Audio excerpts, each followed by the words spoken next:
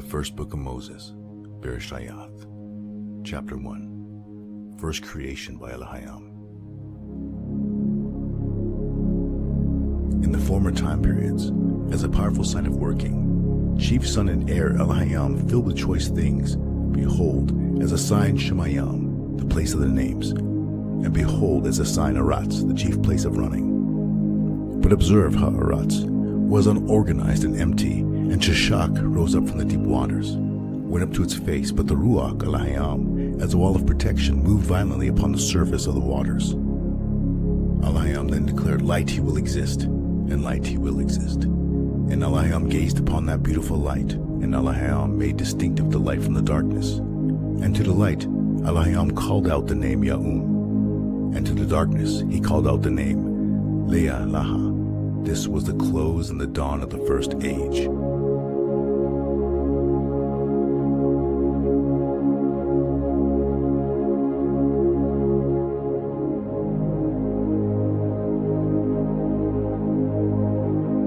The Ketub Abarayath, or the Paleo-Hebrew, is a language over 5,000 years old.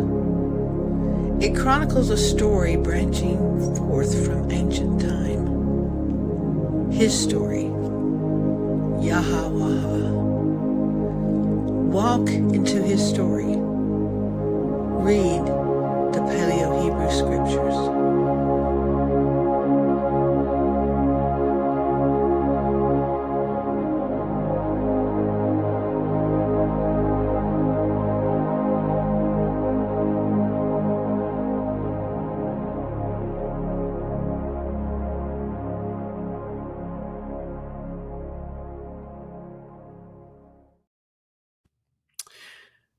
There's certain events that come along in our lives that I think that if we all reflect back, there's a very good likelihood that we could recall where we were. We could recall what we ate, what the weather was like.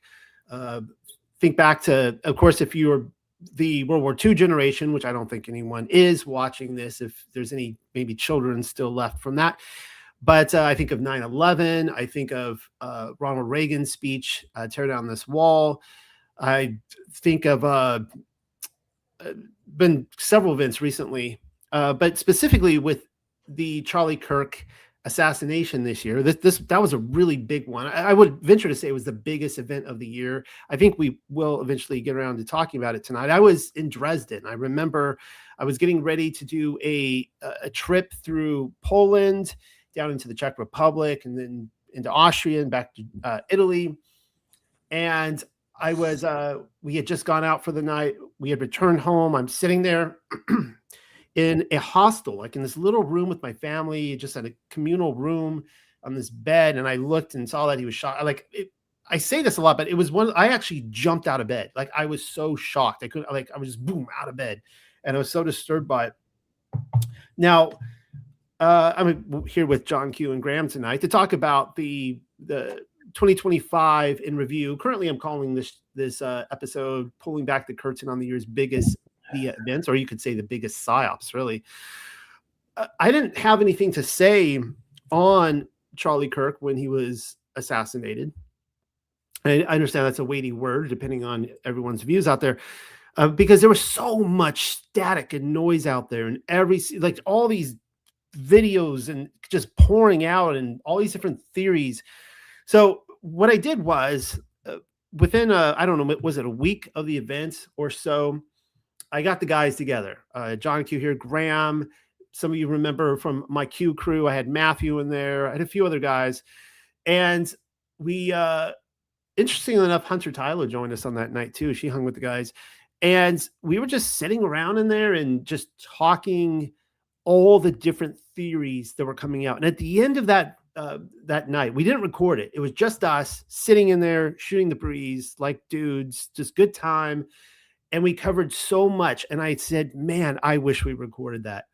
And so I think, John Q, you had mentioned that, if we do it again, we'll do it, but we can't have an agenda. It's just we get in there and we record something and we see what we end up talking about, which was a challenge that I haven't met yet, because we haven't done that yet, and we need to.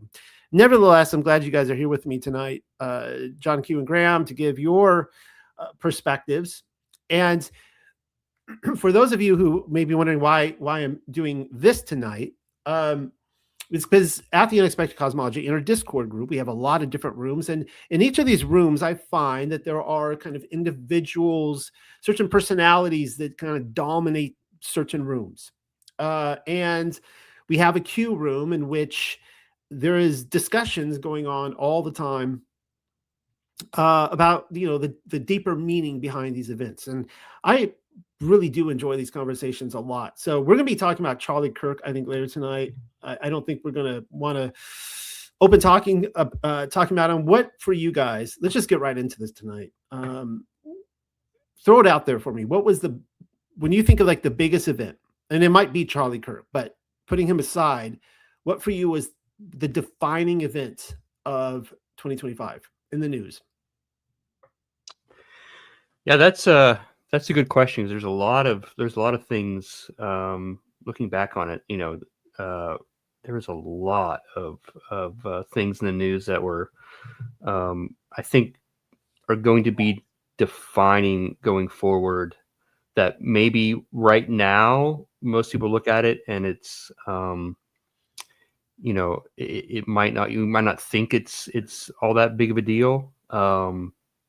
But just a couple that come to mind. I think Doge.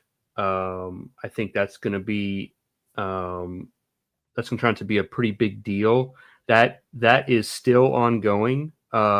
It's not like headlined, in the news right now or in the public zeitgeist, but they're continuing to do what they were, installed to do. And they owe a report to the American people next year. I think it's June or July of 2026. And so I think there's going to be a lot of we've already seen. I mean, the amount of revelations have already come out from that. But I think we're going to only see even more.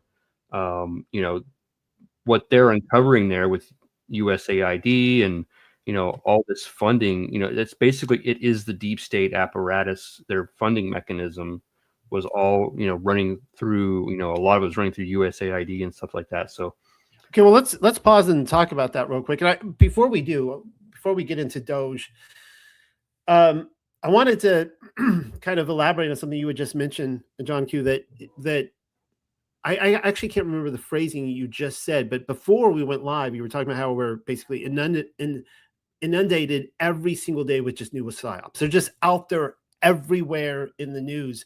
And it's gotten to a point long time ago, before 2025, that it's impossible to keep up with it. And they design it that way. So even the sloppy events where you could goes, okay, I see what you're doing there.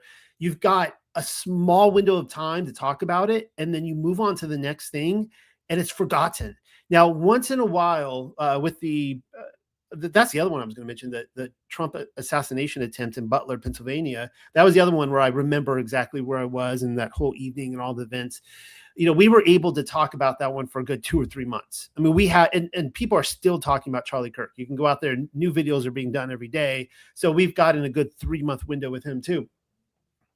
But, oh yeah, one of the things that I brought up when it was just us guys sitting around talking, and again, without getting into Charlie Kirk right now, I said at the end of it that I don't know what to believe. There's all these different worldviews within the conspiratorial realm, and you take your denominational perspective, and this is what I observed, that the information, it seems to be put out there in such a way that everybody can create their own worldview. And it's actually scary, some of the maybe the algorithms out there. Like if you're a super liberal, Democrat, whatever, you could actually create the internet will create for you this bubble that you just stay in, get the facts and information that that builds up your own world. And the same thing with the conservative side. But at the end of it, I'm like, okay, there's so much happening that it's like, what position do I take here? Because I can see all the different positions. So let's talk about Doge really quickly, because it was kind of a weird story. It started out with the bromance with Donald Trump and Elon Musk, and then they did that ridiculously fake breakup. Like, if anybody, I mean, I'm looking at that going, there's no way that's legitimate. If you guys think it's legitimate, please don't hold back. It was kayfabe. Yeah, it was definitely orchestrated. And okay, so it was orchestrated between them. And so, what does that mean to you, Graham? Well, so there's a strategy. There was a certain effect that they were trying to achieve, and I don't know exactly what it was, but to me, it was just so obviously not real. I kind of have the same opinion with the Trump and Marjorie Taylor Greene thing too. We're still kind of early in that, and there's a lot going on there, but I think there's a bigger strategy there than just what appears at face value, as often is the case with Trump. Remember back in the day when it was in the election season in DeSantis, it was still early in the presidential run, and DeSantis was running for president. And they had that weird story with like he started wearing like these high heeled boots or something like that. And then, Trump and him kind of got into it as well, but they all seem, okay and fine now. And so it seems like there's these moments where there are these scripted, intended for the media, cat fights, these, hen fights in the Barracoon. And I mean, what you guys have a little bit different perspective about this than the everything is a hoax crowd. Am I correct? I mean, it's not. You have certain denominations of conspiratorial thought where it's the monkey in the back room typing on a typewriter, and he hands out the script to Nancy Pelosi and to Donald Trump, and oh, Nancy, your husband's gonna get hit in the head with a hammer by a naked homosexual this week or something like that, right? And they're like all in on it together. But you guys have a bit of a different perspective on this. Yeah, my perspective really comes from understanding that we fight not against flesh and blood, but against principalities and dark forces, and that in that war, which has been waging on this planet for a very long time, it's the enemy doesn't have a monopoly of the battlefield. Like they're not the only ones that are on this earth. There is a field of wheat that is growing, that has been sown, and that field of wheat is expanding, and it's going to end up, the entire wheat field eventually is going to be full of wheat with some tares still left in there. And so we've got a war going on between the wheat and the tares. And in the war that we're in right now, it's what is termed the term is fifth generation warfare, or information warfare, which involves a lot of psyops. And a psyop is basically you're trying to trick the other side into thinking or taking a certain position, or thinking you're going one way or doing something else. You may be doing a different thing. There's also a lot of kinetic stuff, actual real physical kinetic stuff, but a lot of it is, just psychological warfare. And so psychological warfare works both ways, right? There are good people in this world and there are evil people in this world. And at the level of power that we're talking about, at the upper echelons, it's not all just everyone's bad. It just isn't. That's my perspective on it. And the reason I have that perspective is because I know who is ultimately sovereign and in control of everything. And he's kind of given us in his word, he has given us kind of how he operates. You can read his word and understand how he operates, and he works through people. In human history, he works through people. And so I believe that he's doing that. And so, that's how I come to my conclusion of, it's not, everything is just a hoax run by the controllers. They do run hoaxes. I think there's good guys that are countering them that also run hoaxes, so to speak. But it's not just like everything is a hoax. Yeah. So, I mean, it's funny. I was kind of conditioned for this, I guess, as a child. Spy versus Spy. A lot. What was that? Mad Magazine, right? I used to love Spy versus Spy, and seeing these two agents. One that is dressed in white, one in black. They're trying to outwit each other.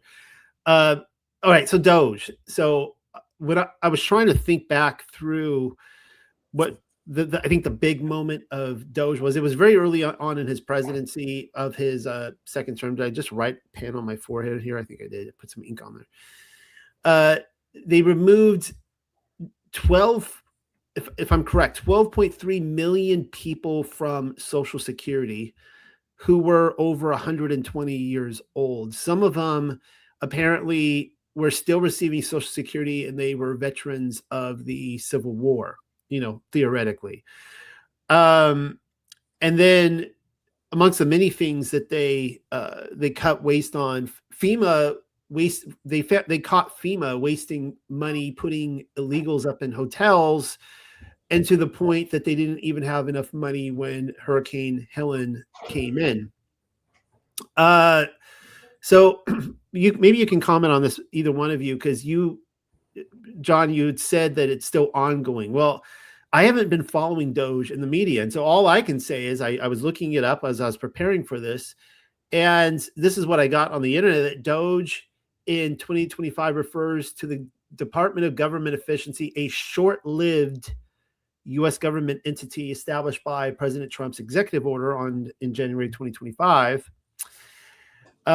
So I don't need to go through all of this, but is it short-lived or is it still ongoing? It is short-lived, but it is still ongoing.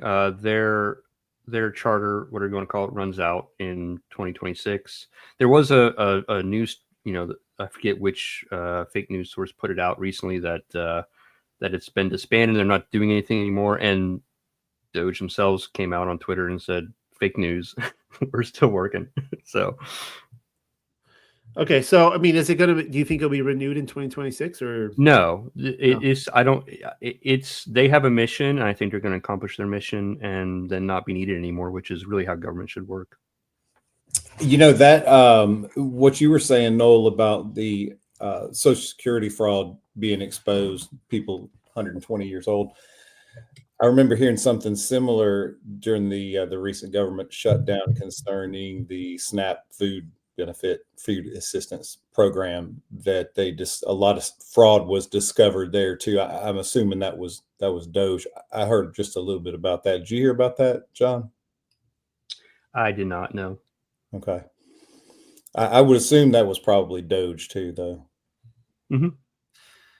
Well, okay. So the big, event with Doge was, I remember they really amped it up with Elon Musk, and he's, they would play like rock videos as he's going. They were going to talk about how they were going to, audit the, what were they going to audit the IRS or something? But they were going to Fort Knox, and was there gold there? I think that story dropped. I don't think anything came of that. But there was a big buildup, and then all of a sudden, Elon Musk and Trump start passing mean tweets back and forth. They have this big fallout, and as we all three agree here, it was faker than fake. I mean, just watching it live, they're like, okay, what's really going on here? Now that we're 9 months removed from that event or so, it's really amazing how many events happened this year. As I was going through the list, I'm just like, oh my goodness, trying to track them all down online.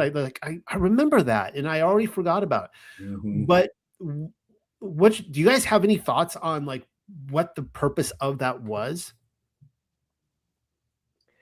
Yeah, I don't know yet. There's with the Trump DeSantis op, it's, looking back in hindsight, I can easily see what that was. And it was basically DeSantis was there to, pull in all the rhino, donations and whatnot, and basically, I think, prevent maybe potentially a more serious rhino candidate from entering the primary. And so he attracted all those kind of donors, pulled in a whole bunch of money and all that kind of stuff, and then just basically flushed all their money down the drain. So looking back, that's easy to see. I haven't figured out, for me personally, I haven't really figured out or have any idea yet what the Trump Musk thing was all about. It's something that I just remembered now. I didn't even write down on the list. Was around that same time, all the Teslas were like getting keyed or burned down or whatever. Remember the Tesla lots, and it was mind numbing watching that unfold. And it's like all these memes, being passed around of all the robots, and you just you put in that chip, you take out a chip, and you put in the next chip what they're going to be angry about, and seeing all like. I think wasn't the biggest buyer base of Teslas, weren't they liberals who wanted to they wanted to, go green or whatever. Mm-hmm. And they like just turned on their own product. It was absolutely amazing. But then that of course went away. So, okay. So we're not really sure yet. So yeah, I mean, it could very well be that Musk was like, hey, let's do something to stop. I mean, my poor customers are getting their cars keyed over. Let's have a falling out to end this. Maybe that was the reason. It could be as simple as that. Mm-hmm. I saw a bumper sticker on a Tesla the other day that said anti-Elon Tesla Club. A little residue from that feud.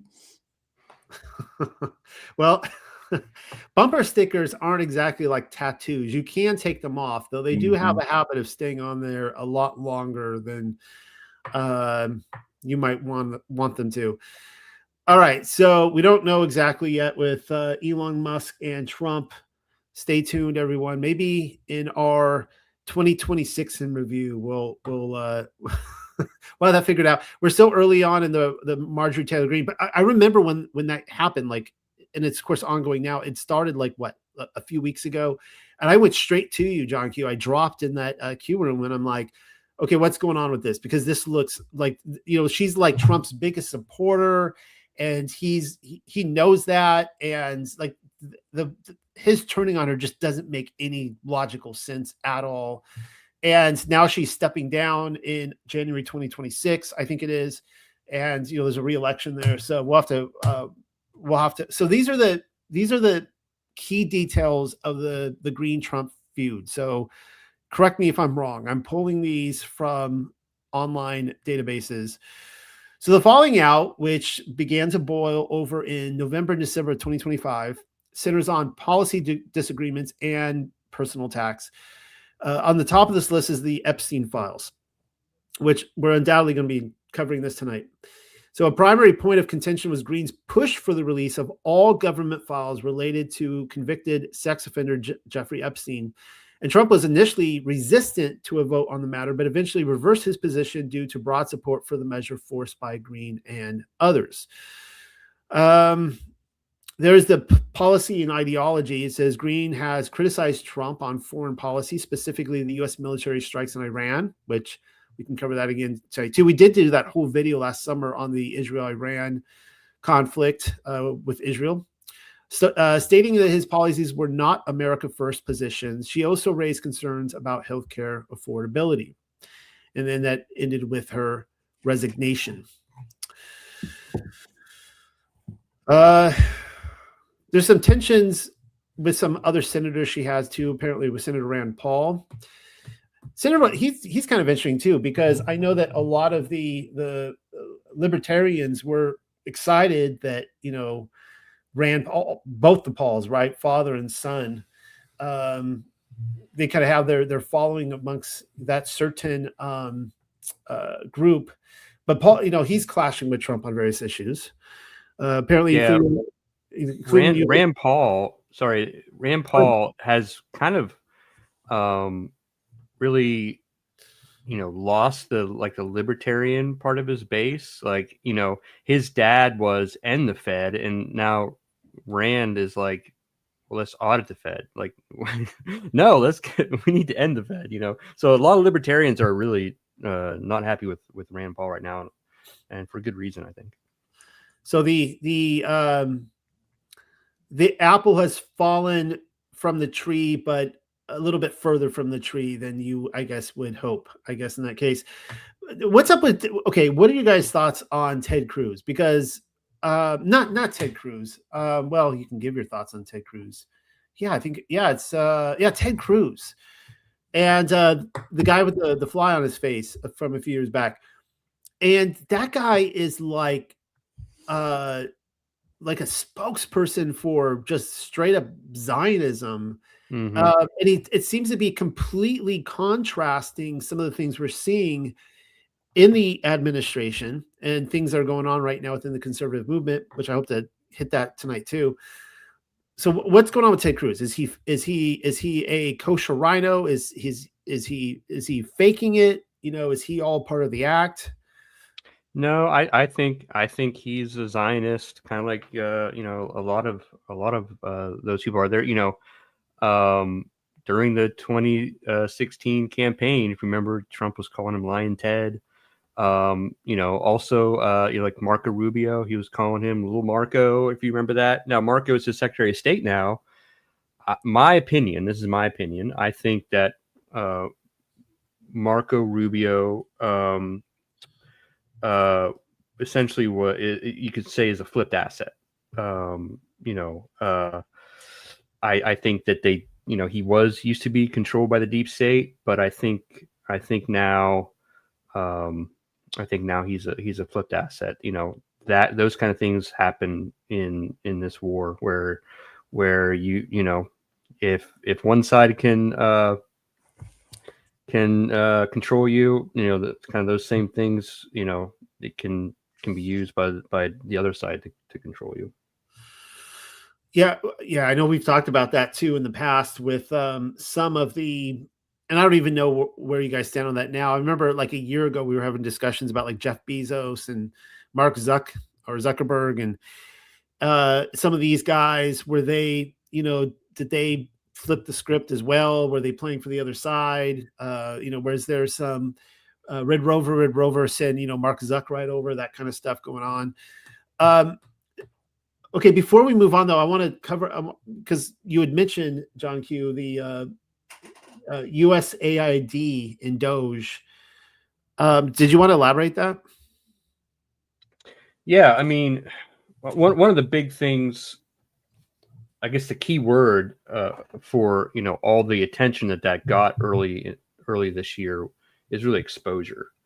The exposure of the illegitimacy and corruption, in our federal government, the exposure of, where all those funds were going, what they're being used for. So that was a huge thing that came out of that. And then, of course, I think I mentioned this earlier, is just, I think a lot of deep state, programs, the CIA, they fund a lot of their operations through these types of things, through NGOs, through transnational organizations, which Doge was funding all these things. So they were finding like gay trans comic books being sent to children, like, was it the Middle East or something like that? I mean, just some crazy stuff they were pulling out, where all this was going. And I think that if one thing that, cognitive dissonance, which everybody struggles with it, I'm sure I still do. Everyone struggles with it. But one of them on the national level that still baffles my mind is this idea that the LGBTQ movement and those who support it, the rainbow, the people of the rainbow, that they have this, you hear them say it still to this day, that they are oppressed, that they are the oppressed people. And it's like with Doge, and of course, just all the the corporate funding. I mean, we saw what's called the death of. I don't think we saw the death of woke culture. I think that we saw this last year a major, almost like maybe like, I don't know if it's a step back, two step forward. They took a mighty fall this last year, but they're still there. But there's just the funding everywhere with corporate America, and what they were discovering in Doge just goes to show. Now, again, my viewers are like, well, duh, like we've known this for a long time, that the government was actually not funding and pushing this on the American people. But that seemed to be one of the big things that was cracked open for anyone paying attention. Yeah. And you know, I think one of the things that's kind of gonna fall in line with what's, you know, the uncovering everything that's going on in Doge. There's a Supreme Court case that's going on right now, where if the Trump it's being the Supreme Court is hearing oral arguments on this, I think last week. If the Trump administration wins this Supreme Court case, it's essentially going to mark or decimate, give President Trump the power to, or I should say, restore the power to President Trump to decimate the fourth branch of government, which is the bureaucracy. Right now, there's so much in our bureaucracy that the president doesn't have the ability to fire. He can't fire the Federal Reserve Chairman. He can't fire. You know, there's a whole bunch of things that he just can't do. He can't fire people. He can't get rid of them. But if the Supreme Court rules in his favor, then I think next year you're going to see not only this the final report coming out from Doge, but I think kind of around the same time you'll probably see a lot of firings in the federal government and in these organizations like the Fed and things like that. Because I think the Doge report is going to give the narrative ammo to basically essentially have the public zeitgeist to a point where it's going to be demanded that these corrupt institutions are eliminated. Do you think, I mean, so is the idea that there's going to be a final report that comes out and that it's going to have some kind of bombshells in it? That's what they're tasked to do, and they have a deadline. I can't remember if it was June or July of next year, but they have a deadline where they're to issue a final report. Yep. Okay. All right. Would the auto pin have anything to do with the what you were just talking about with the elections of the chairs? That's okay. I mean, yeah. The auto pen stuff. I mean, that's there's a lot there. We'll cover that. We'll cover that a little bit before we move on to anything else. I do, because we talked about DeSantis, and I have to say, of course, I consider myself an honorary citizen of Florida. I usually spend about half the year, almost every year for the last 10 or 11 years down in Florida.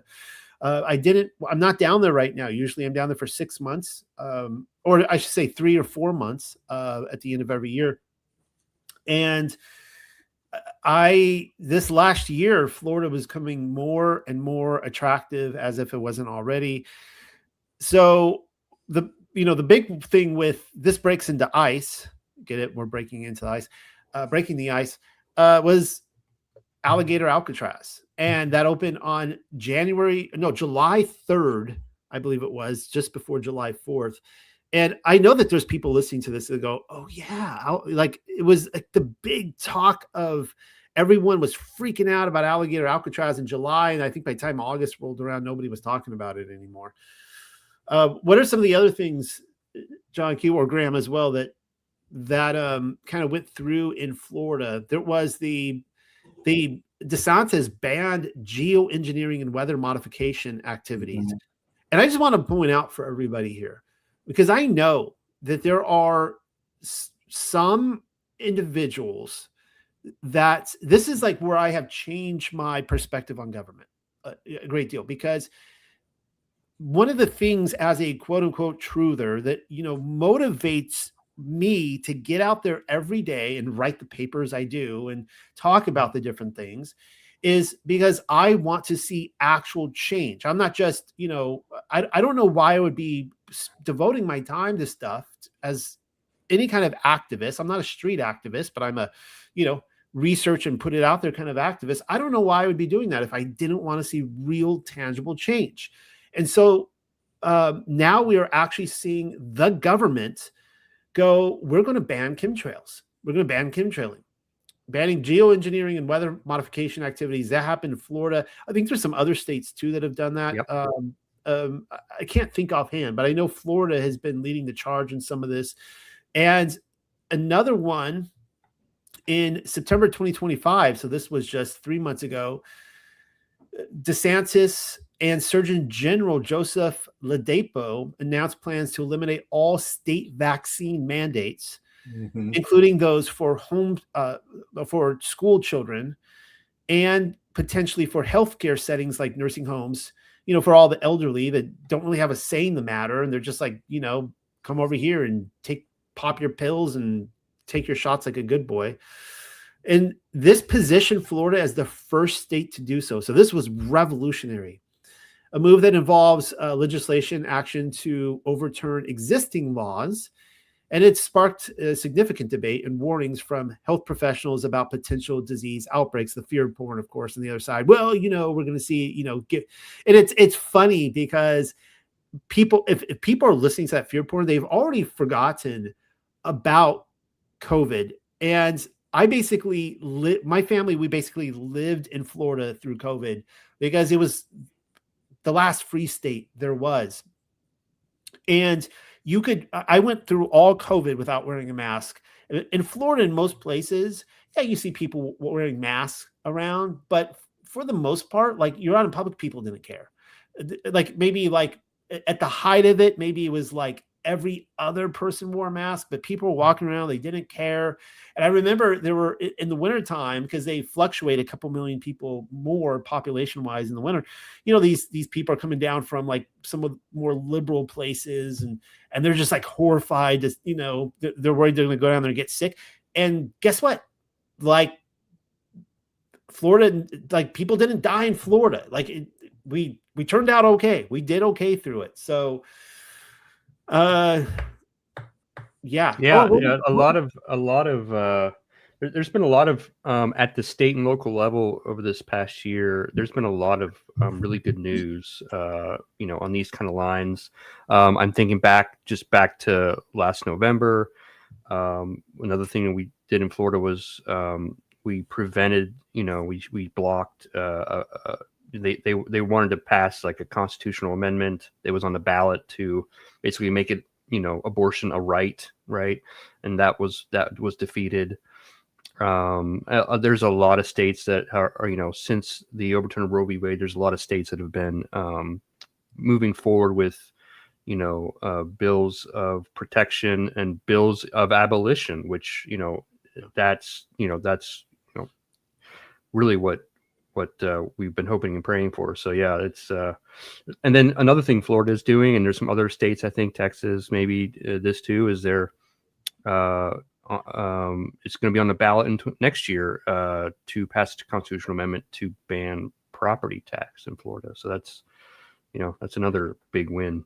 I love it. Yeah, I guess I need to go get some property down there, huh? We have property elsewhere in the country, but not in Florida. So we're just renting space when we go down there. It's already no state income tax in Florida, isn't it? Yeah. Mm-hmm. Yeah. Yeah. And a lot of, I can say for someone who has been traveling on the road in our RV for the last 10 going on 11 years, and we meet a lot of other full-timers too. A lot of them register, to live there in Florida. So there's just so many benefits. On the abortion note, that Roe versus Wade, when I've said this several times on this channel, so this is nothing new, but when that was overturned, that would have been in 2022. It was, it would have been July 2022. It was like the 6th or something like that, right? June. I think it was June. Was it June? It was maybe the last week of June or something. Yeah, it was right around then. That was like a shocker for all of us, and nobody saw that coming. I I just didn't think in my lifetime. I just thought that was just, it was like the First, Second, or Third Amendment. It was just, just there, and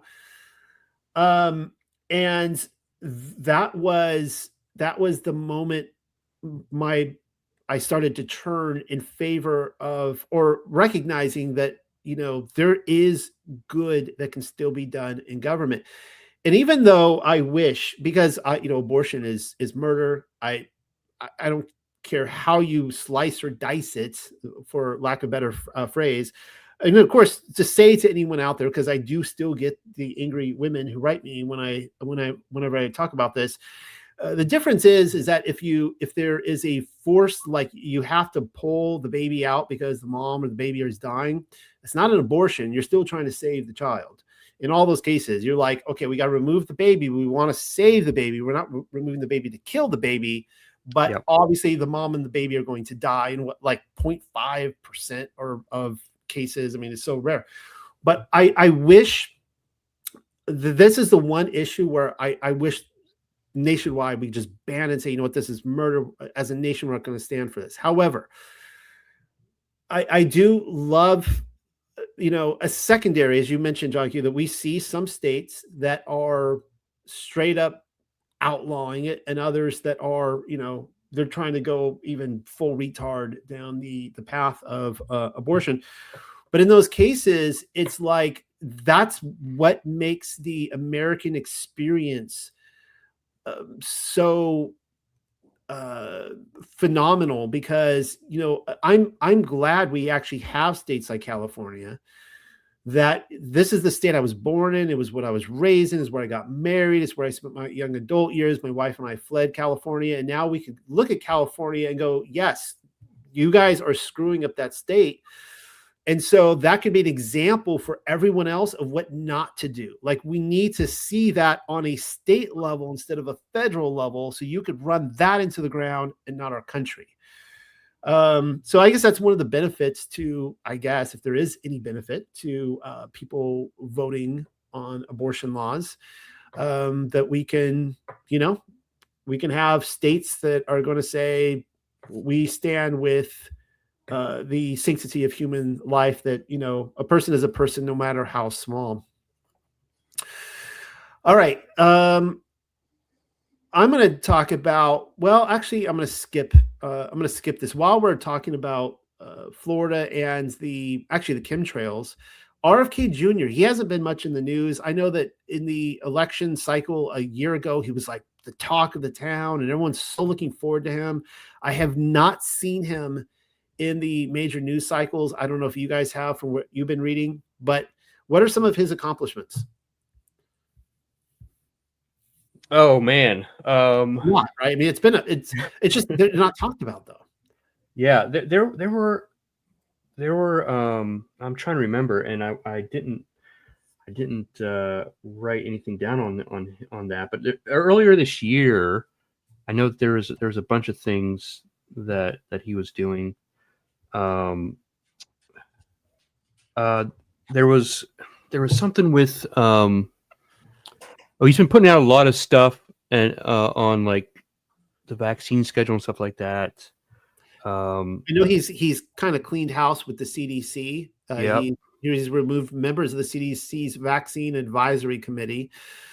I don't know what, I know he's changed CDC guidelines. I'm not really sure all the specifics, but he has limited COVID-19 vaccines. I know, hopefully I can still say that. I could say that now on YouTube. I'm not really sure if I'm going to get flagged for that, but we're just talking about the news here, right? Reading off the headlines.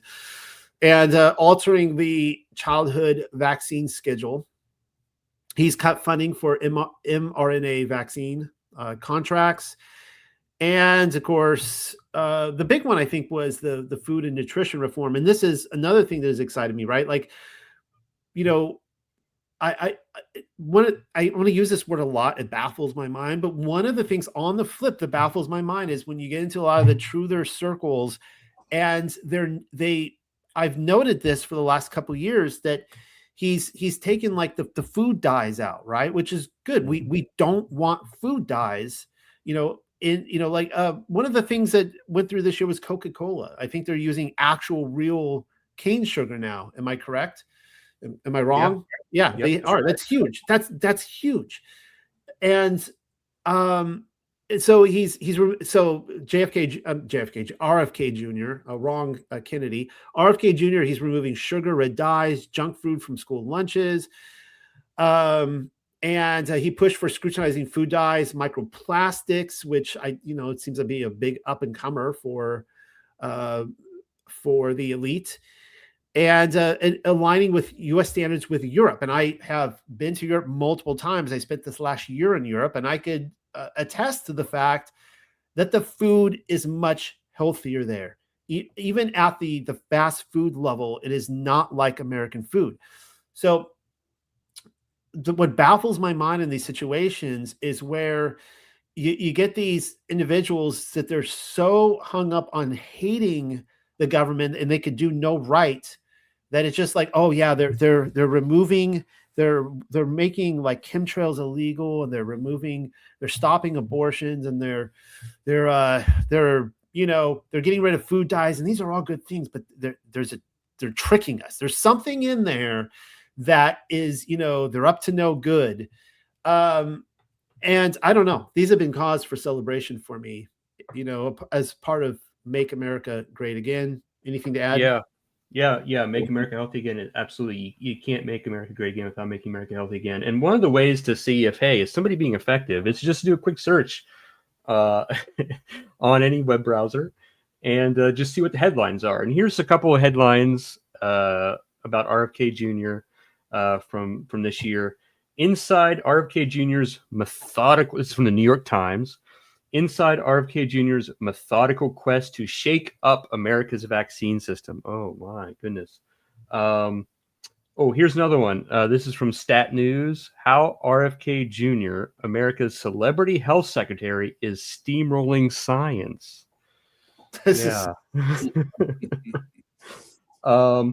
Fact check. .org. RFK Jr. defends ouster of CDC director by distorting list of public health achievements. The Atlantic. Why is Robert F. Kennedy Jr. so convinced he's right? Because a lot of us are convinced he's right. BBC. Is RFK Jr.'s divisive plan to make America healthy again?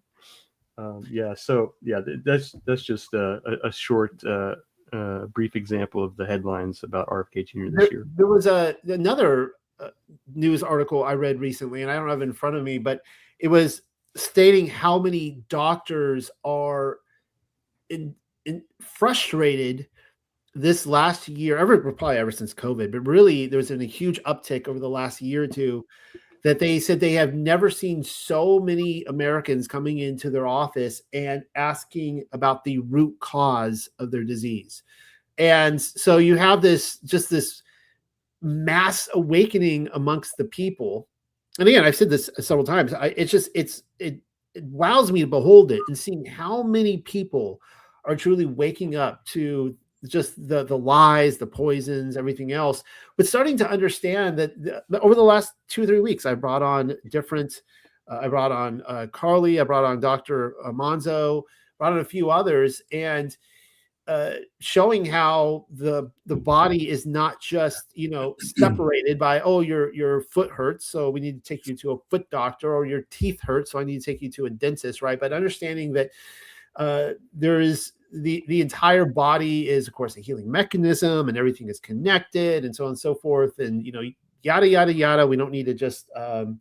It seems like there's never been a time in my life that big pharma has been under so much attack and scrutiny, and unfortunately, the people that are in big pharma's algorithms, are still living in that bubble, and they. You talk to people and it just blows your mind that they still pop in those pills and they think that's what they're supposed to do. But I guess you can't save everybody. It is nice to see Big Pharma squirming, that's for sure. Yeah. Will they win the battle or they win the day? But they're definitely squirming right now. They're definitely bleeding blood right now. Here's another one, and maybe you can illuminate my mind on this, John Q. Back to Florida. What did DeSantis do with fluoride? Because I know that RFK Jr. has been really pushing to investigate fluoride in water, and also he's pushing for raw milk, which is awesome. Florida banned fluoride in our drinking water. Yep. So everybody listening, there is another reason to go to Florida. People keep saying that, you know, the Ozarks is the place to go. I'm convinced it's Florida. I know people who they moved out to the Ozarks, and then like within a couple of years they're back in Florida again. They just go back to Florida. So, or maybe I shouldn't advertise it. Don't go to Florida. Everybody stay where you're at. I'll go down to Florida and enjoy the nice beaches down there and the fluoride-free water. And somebody said in the comment section here that they're still seeing the sprays in the sky. Have you been seeing it? Not here. I haven't seen it here where I am in Florida. I've seen some in Georgia, but not like it has been. Okay. Yeah, I remember back.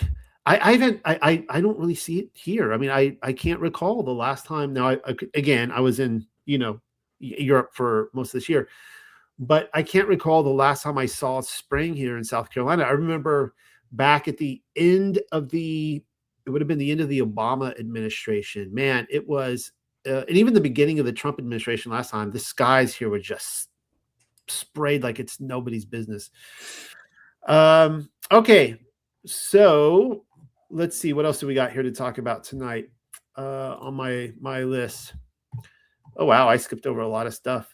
Okay, so we had... sorry, real quick, because we've already talked about this, but I just had a thought, or kind of remembering something I had been kind of thinking about in regards to Marjorie Taylor Greene and the, you know, that whole, what I think, and Graham thinks, I think as well, is kayfabe with her and Trump. But I think it has to, I think it's related to the fact that I think there's like 34 congressmen and women who, you know, they've announced that they're not running for re-election next year, and a vast majority of Nancy Pelosi down. Yeah, but a vast majority of those are Republicans, actually. And the majority of them are in Republican strongholds, and they're Trump loyalists, and a lot of those are running for state governor. And I think you know, in these areas where these congressmen and women are not running for re-election for Congress, I think that, you know, that there's someone else is going to step up, you know, because they're in these Republican Trump MAGA strongholds. So I don't think, you know, there's an issue there, but I think that they're being maybe positioned to, you know, take on the governorships or what have you like that. And I think there's a reason for that. And I think, and you also kind of right now, you also see a lot of like kind of a war in the courts over, you know, and in Congress and whatnot over, like, you know, gerrymandering and all that, you know, putting air quotes, gerrymandering, those kind of things. You know, there's Democrats are, you know, kind of freaking out that, you know, Republicans are going to, you know, get an even bigger majority in Congress.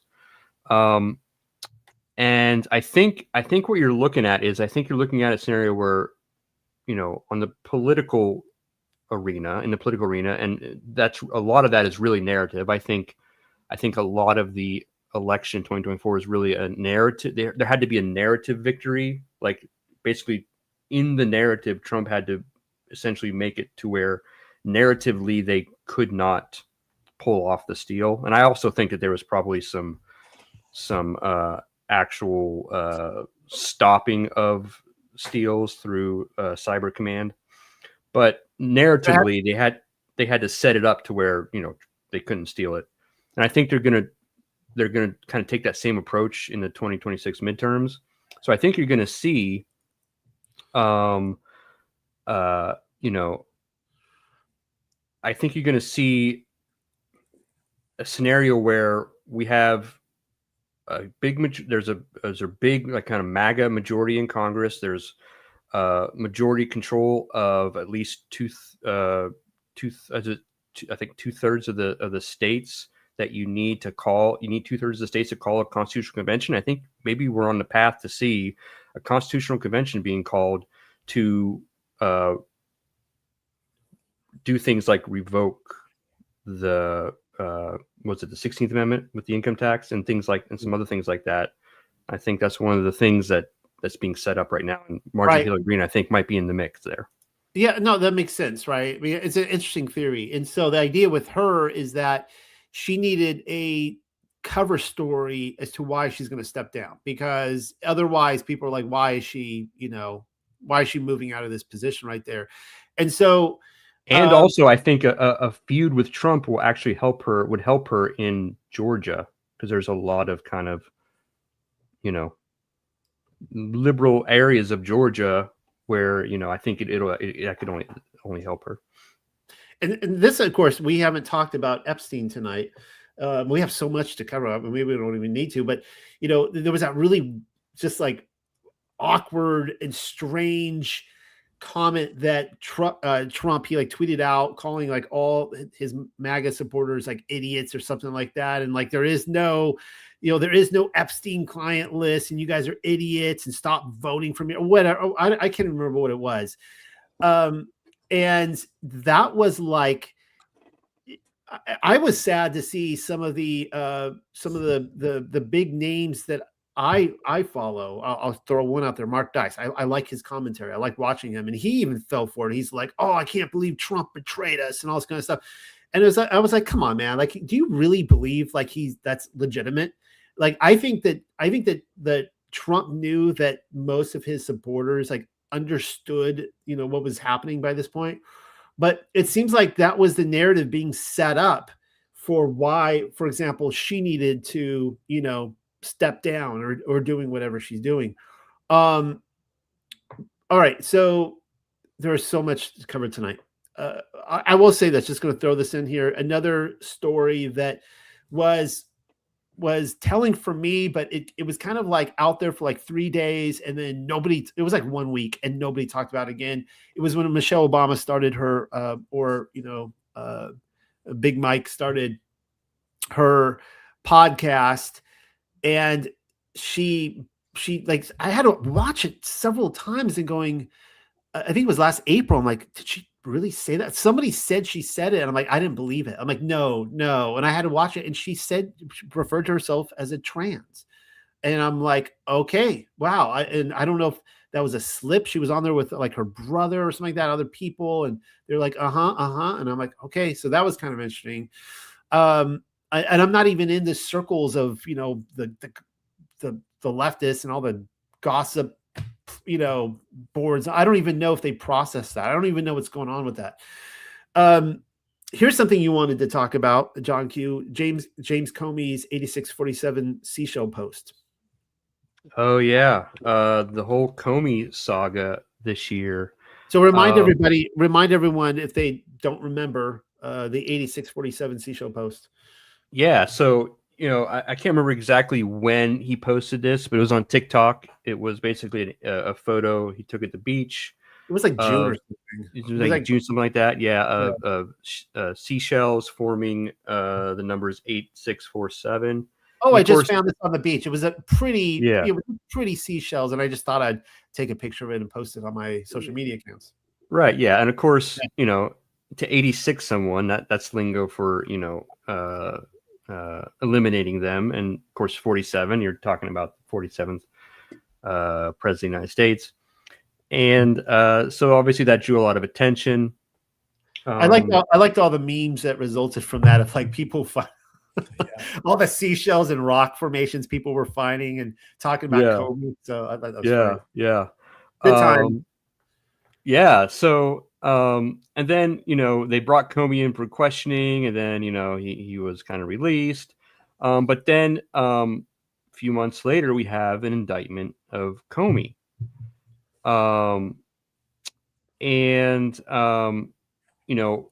Which was, that's big news.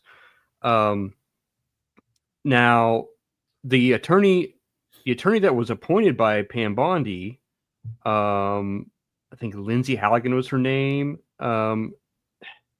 basically it turned out that she did not have essentially the authority to be put in that position as the prosecuting attorney, and so the charges got essentially dismissed over a technicality, and a lot of people were freaking out about that, like, what what the heck, right? Is this incompetence? Is Pam Bondi incompetent? Is she a mole, like a undercover deep state operative? My perspective is that when they brought that Comey's post, his 8647 post, was a call for help. I think he was thinking like Obama's chef, and like all of the Clintons' friends and associates over the years, that he was probably in line to be taken out, because he knows too much. And so I think that was a cry for help. I think they brought him in. I think he sung like a bird, and I think what they did there was cover, to essentially get the heat off of his back. And I think he's gonna be, because I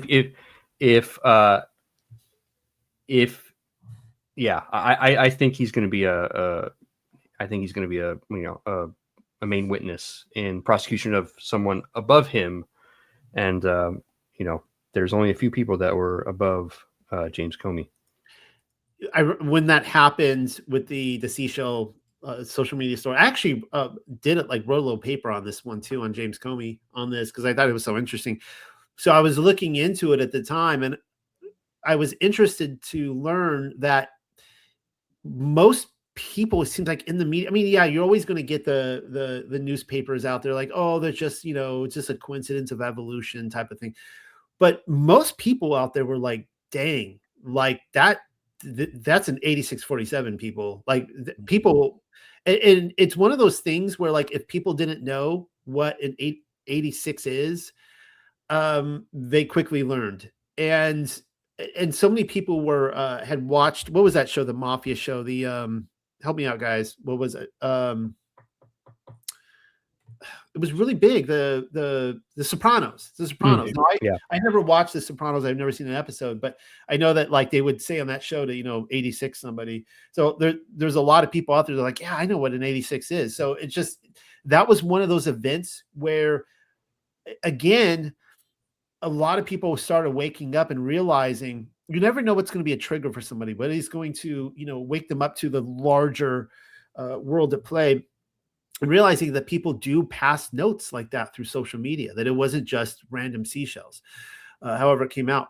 Now, next is Sean Diddy Combs, and somebody who I am not at all interested in. I can honestly say, as far as I know, that if I did hear any of his music, I just didn't know it was him. I've never listened to a single Sean Diddy song. So, the thought of his trial, I'm like, okay, whatever. I will say, and that I have spoken to multiple individuals by this time. One in particular, off the record, and I won't say what the story is because it was off the record. They were too afraid for it to come out, but I've heard some really crazy things about Sean Diddy Combs. So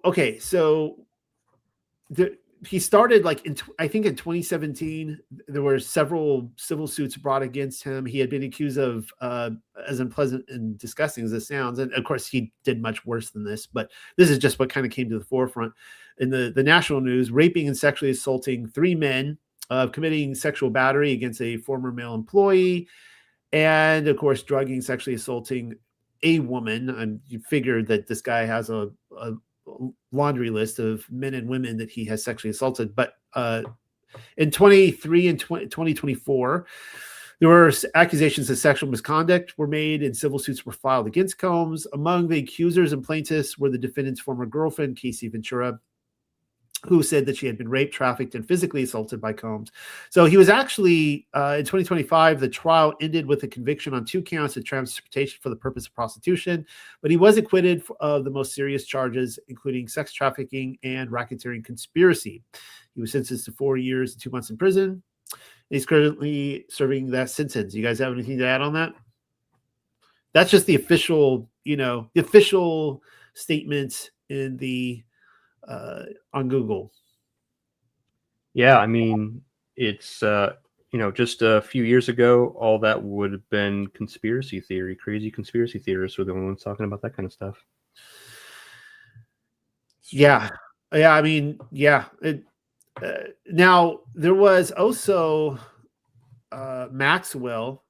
Ghislaine Maxwell, excuse me, and Sean Diddy Combs. Sean Diddy Combs somehow is he somehow connected with Trump at all? Not that I'm aware of. Okay, because I remember there were, there's one of the competing things out there is that Trump, and I'm just going to reiterate this. I'm going to reiterate this for anyone listening, is that, and you, John Q and Graham, are free to, your position, and I encourage that, and I like that, and I like the exchange. My position is that I don't know if Trump is a good guy or not. I'm not really focused on that so much as recognizing that I do agree that there is a war going on, a spy versus spy war, and that there are 2 camps of individuals. And generally, to my frustration is when people come and they try to sound really, intelligent and intellectual, and they're like, no, it's like the Wizard of Oz, the witch of the South and the witch of the West, and they're at, wicked, they're at war. It's, don't you get it? It's duality. It's like, oh yeah, I understand duality very well, and I understand the left and right hand of magic and all that. That being said, usually I find that when people come forward with that position, it's kind of a cop out, and they're just like, I don't really want to talk about this. I'm just smarter than you, and I've settled it. But it's like, no, that's actually a very incredible position to take, provocative and with a lot of depth. And anyways, yeah, I'm kind of, so what I've found with Maxwell and Sean Diddy Combs, it seems like there's always this talk that Trump is going to kind of get them out. Because I remember we were having that talk earlier, was she was seeking a pardon, which she has not received. And people are like, yeah, Trump's going to pardon her, and that's going to prove that he's one of them. He's one of them. He's really on the list, And of course, we know that he's not on the list, because if he was on the list, it would have come up in the October surprise. It did not. They had nothing. I don't think that they have. I personally don't think they have anything incriminating on him with Epstein, and if they did, it would have come out. But yeah, I just wanted to throw that out. So it doesn't sound like you guys have anything more on Combs to talk about. Yeah. I didn't really. It seemed like all over the news. I wasn't all that interested in the story either. Let's see. I just mentioned the Jeffrey Epstein client list. Of course, the official position of the Trump administration, starting in July 2025, just 6 months ago or so, is that that their extensive review of over 300 gigabytes of data and physical evidence did not uncover a single incriminating client list or credible evidence that Epstein blackmailed prominent individuals. Thoughts? Well, if there is an ongoing investigation and they're bringing, they're not gonna divulge anything that might be part of that investigation. So there's that aspect of it. There's when we talk, just talk about that real quick. I mean, that's a great point, right? And that's worthy for everybody to note that a lot of people, when as soon as Trump is elected, because we had the JFK files coming out, and apparently they're going to be declassifying UFO stuff, and it's the age of declassification, and people are like, why isn't the Epstein list coming out? Why isn't the Epstein list coming out? Oh, he's betrayed us all. He's not keeping his campaign promises. But I've been of the position that no, I mean, if there is if there is a list that exists, that if it hasn't been cooked by whoever, the Fed or whoever, It seems to me that that the Clintons or anybody else who would be on there would want to shred any kind of evidence. Just throw that out there.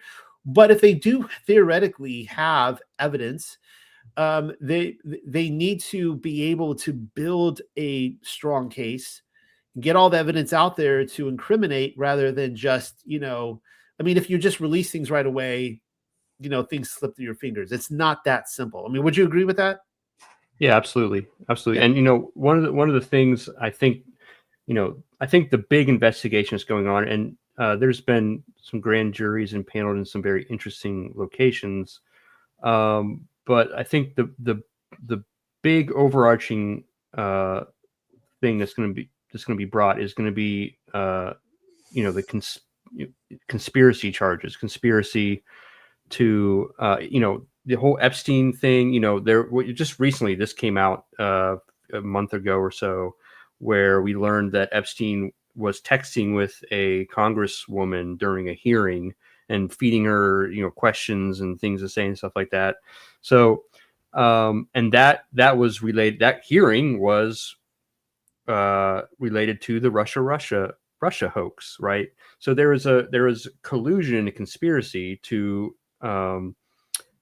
take down a duly elected president, and that, like, the statute of limitations, it doesn't expire on that, because every single action that they take, continuing to take to further that and cover up that conspiracy, it extends the statute of limitations. So I think what's going on at kind of that helps explain a lot of the stuff that we're seeing is that there's going to be, at some point, there's going to be charges brought under the conspiracy doctrine. Well, one can only hope so. Wasn't Obama implicated in the Russian hoax? Yeah, I mean, that's huge. Obama, Brennan, Comey, a lot of they were all in on it. Yep. And that just makes Watergate look like sandbox, preschool at this point. If anybody still, thinks that's even a big deal. There was I had stated this earlier, that in terms of official media news, not conspiracy theory, like not like in our circles of things we look at and talk about, but just the things that people read on the headlines of hold on, I gotta change this. We'll go on the headlines of CNN, MSNBC, that kind of stuff, Fox News, is the cancer cover-up of Biden. That came out last June as well. I said back then that I thought that was the biggest scandal in official presidential history. Like, I can't think of anything else where there was that big of a cover-up amongst these elite people and in the media to completely hide this.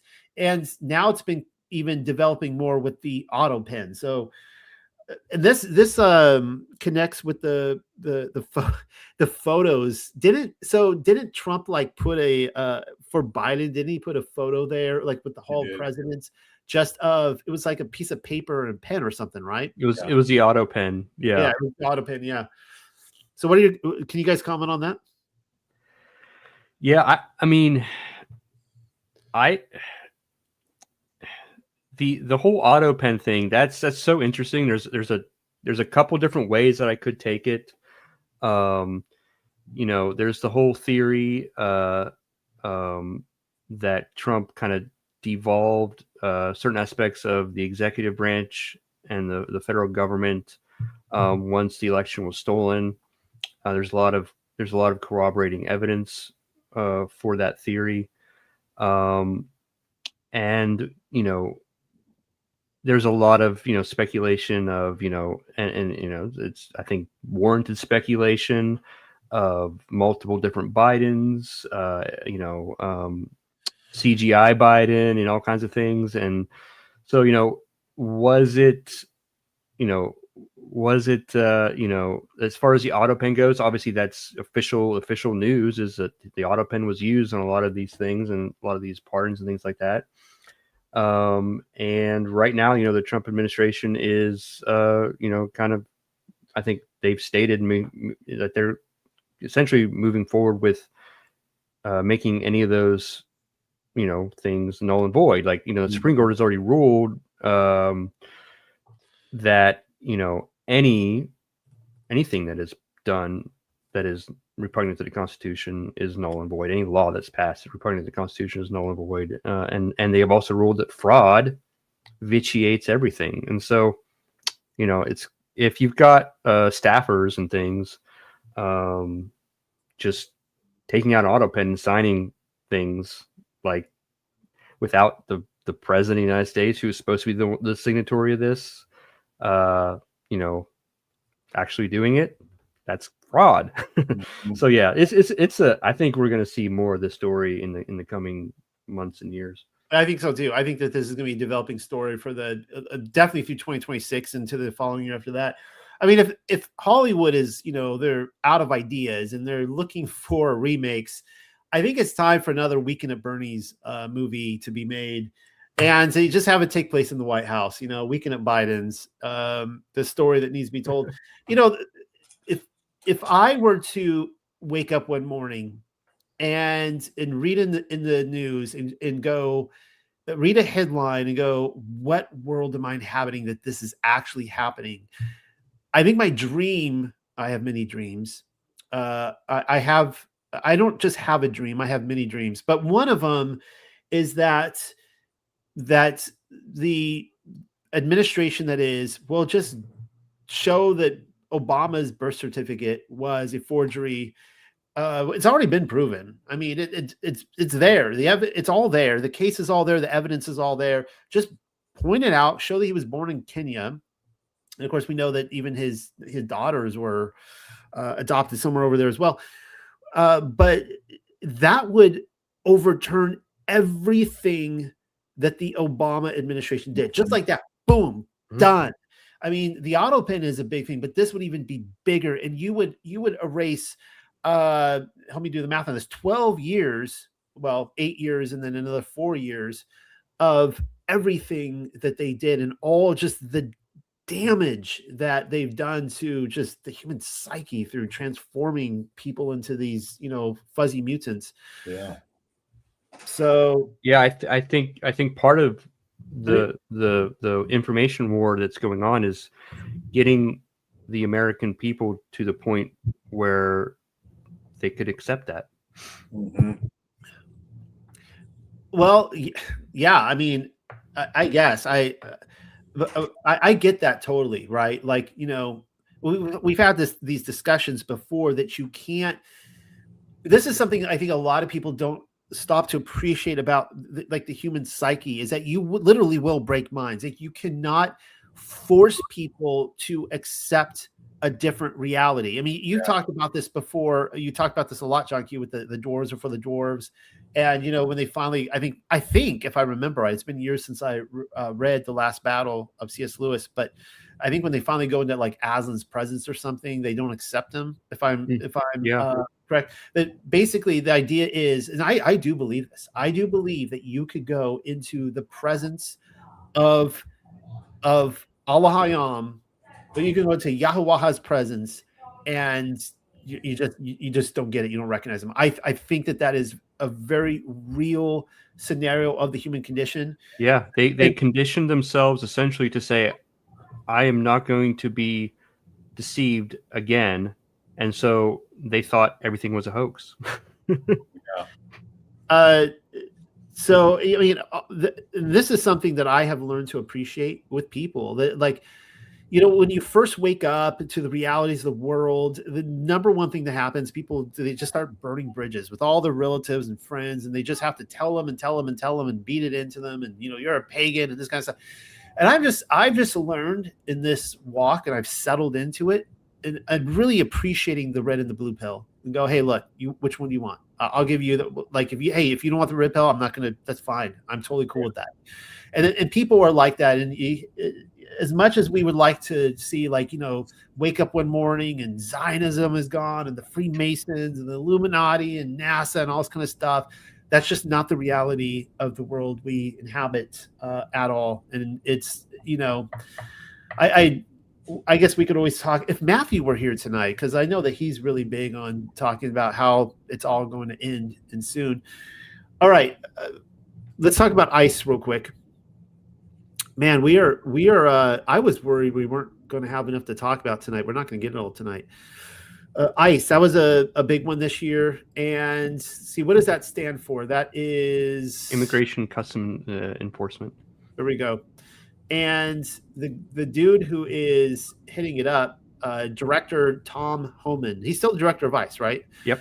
Yeah, he reminds me like he should be in a 1930s gangster movie with holding like a Tommy gun. And he's got like a trench coat. He's like chomping on a cigar, and he's like taking on Al Capone or so, or like like Dick Tracy villains, that kind of stuff. I mean, this guy is like hard up in the streets. You listen to this guy talk, and he's just like, I don't know. I mean, central casting, perfect for the position. Yeah. This guy is just like dripping with like testosterone, like a Clint Eastwood type. So all right, so how many would you guys say that? I was trying to look up the numbers. I didn't get the time to look them up. How many people would you say have been deported in your estimates? If you guys had to guess. I don't know. I know it's been a lot, but I don't know. I haven't even. Could we say safely hundreds of thousands? Can we say that safely, or tens of thousands? What can we say safely have been rounded up? There's been people. My friend Paulie Hart. I mean, he was talking about, or other people will just get in contact with me like, you won't believe this. Like, there was like a raid across the street from my work, and we watched. Like they took out like busloads of people and they just hauled them off. So it seems like it's a reality that's happening everywhere. So one of the things that's coming out of this is the No Kings protest, which I'm assuming is really, of course, you have to look at who is financing this. And again, it just baffles the minds that people just fall for it. The same people that are funding everything else.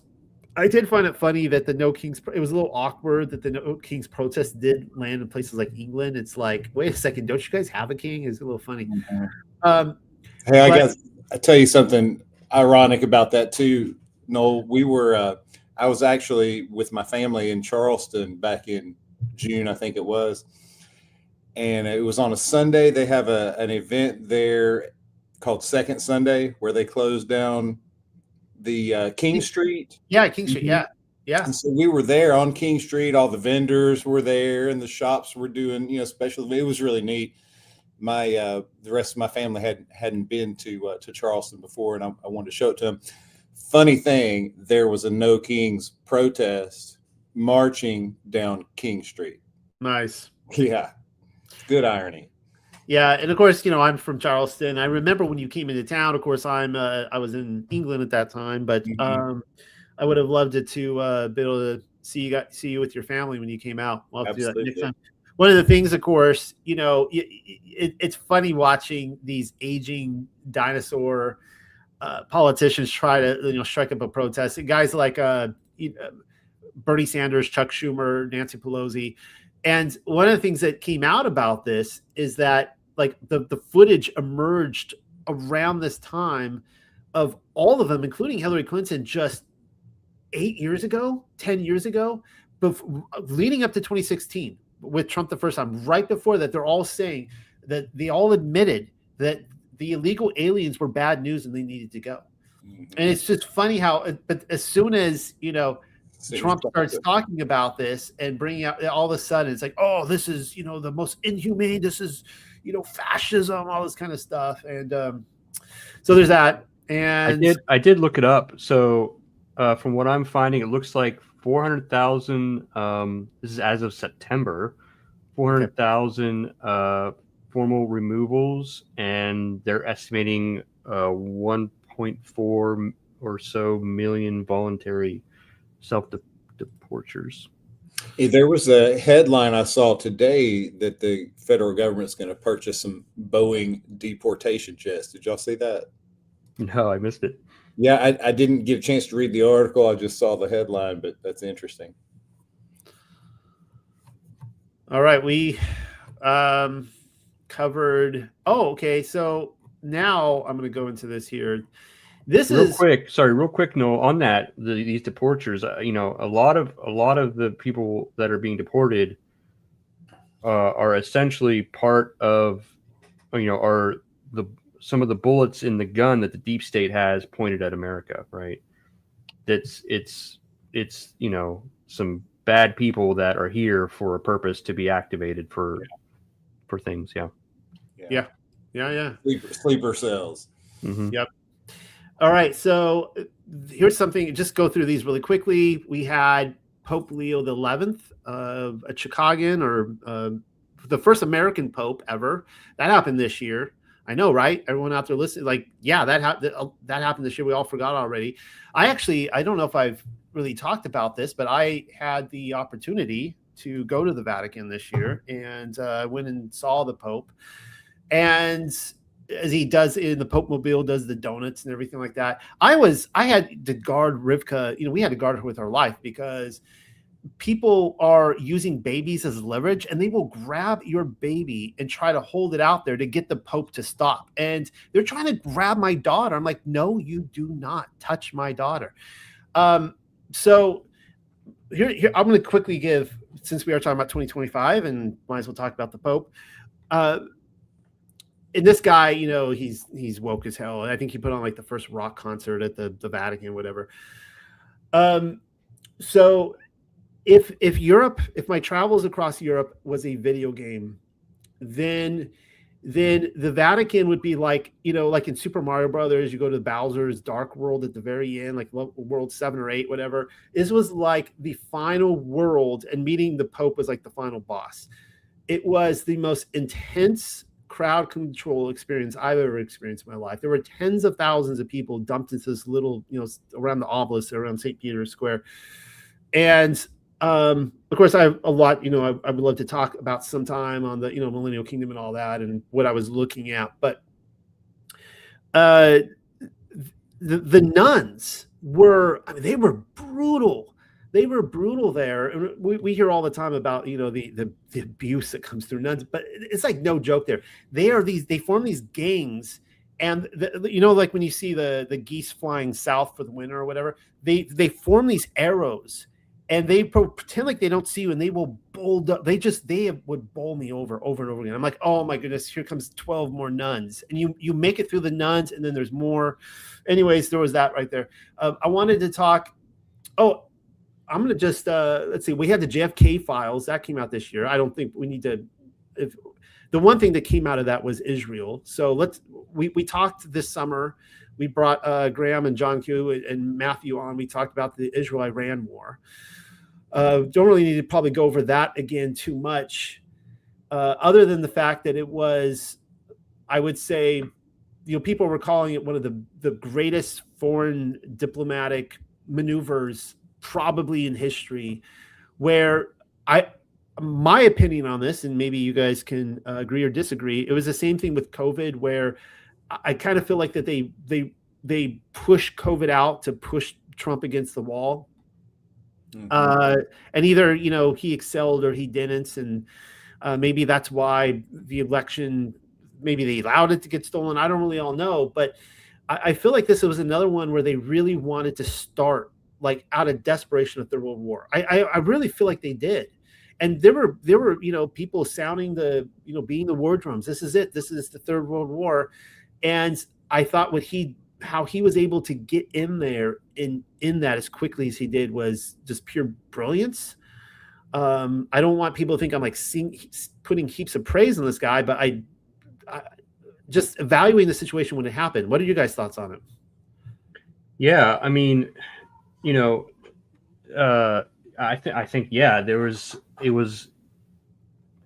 even if, there's the whole thing, are nuclear weapons real or not? We could get into that. I don't know if we have time to get into all that, but, given that, like, even if nuclear weapons aren't real, there are, very powerful weapons that are out there. And so, and the narrative, it doesn't matter if nuclear weapons are real or not. What matters is what is the narrative about them? Like, in fifth generation warfare, what matters really most of all is the narrative. Yeah. And the narrative, they were trying to push the narrative towards there's going to be a nuclear war. And essentially, Trump killed the narrative with his own counter narrative that, guess what? We took out Iran's nuclear weapons. Now what? Well, then Iran afterwards was like, "Nah, you didn't." Now they're Yeah. actually. We saw today that Venezuela, somebody's trying to put the fear porn out that there's was it in Venezuela or something, like they have like Russia's nukes there or something like that. And I know that you want. There's a couple things I want to cover with you, John Q. You specifically wanted to go over, but I will say this since we're talking about Israel. For me, one of the highlights of the year in all the news stories was the fact that Tucker Carlson interviewed Nick Fuentes. And I know that we've been talking over the last few weeks of like, what if Tucker Carlson is, of an agent, or what if they both are, Nick Fuentes as well. But here's what I loved about the interview. And I did watch it. I did watch most of it. You see, there's of course something, we know about the Trump derangement syndrome, but there's the Tucker derangement syndrome now. And Ted Cruz exploded afterwards. You have the kosher conservatives like Mark Levin and Ben Shapiro. They're just like, they want revenge. They want blood. They want to deplatform Tucker Carlson. And here is what amazed me about this. It is no secret, though a lot of people may not know this, that I did write a lot of research on the Holocaust 6 years ago now, a long time ago. And when I released those reports back in the day, it was so taboo, even amongst like the Torah circles. They're like, oh, this is just, I can't believe you're talking about this. It was so taboo.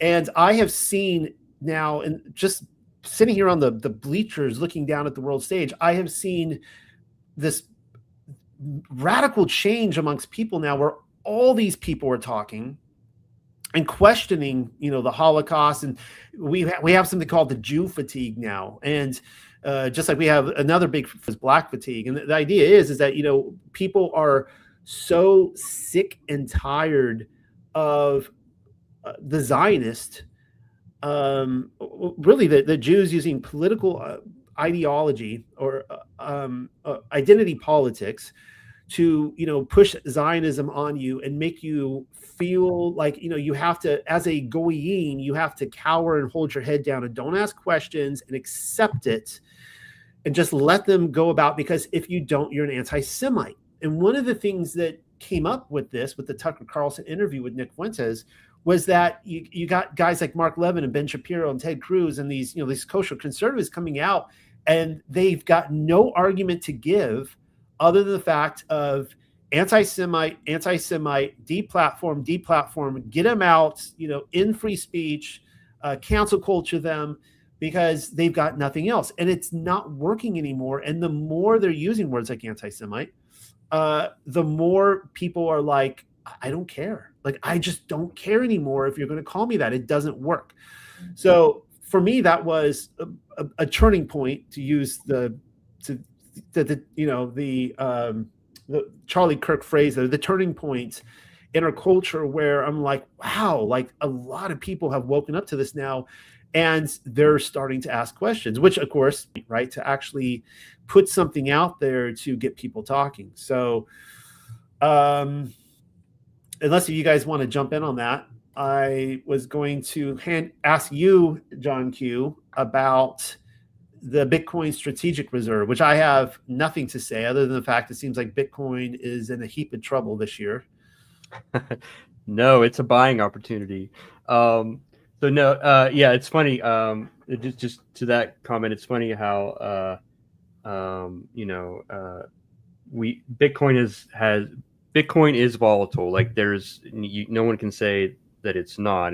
But this year has been probably the least volatile year in its history.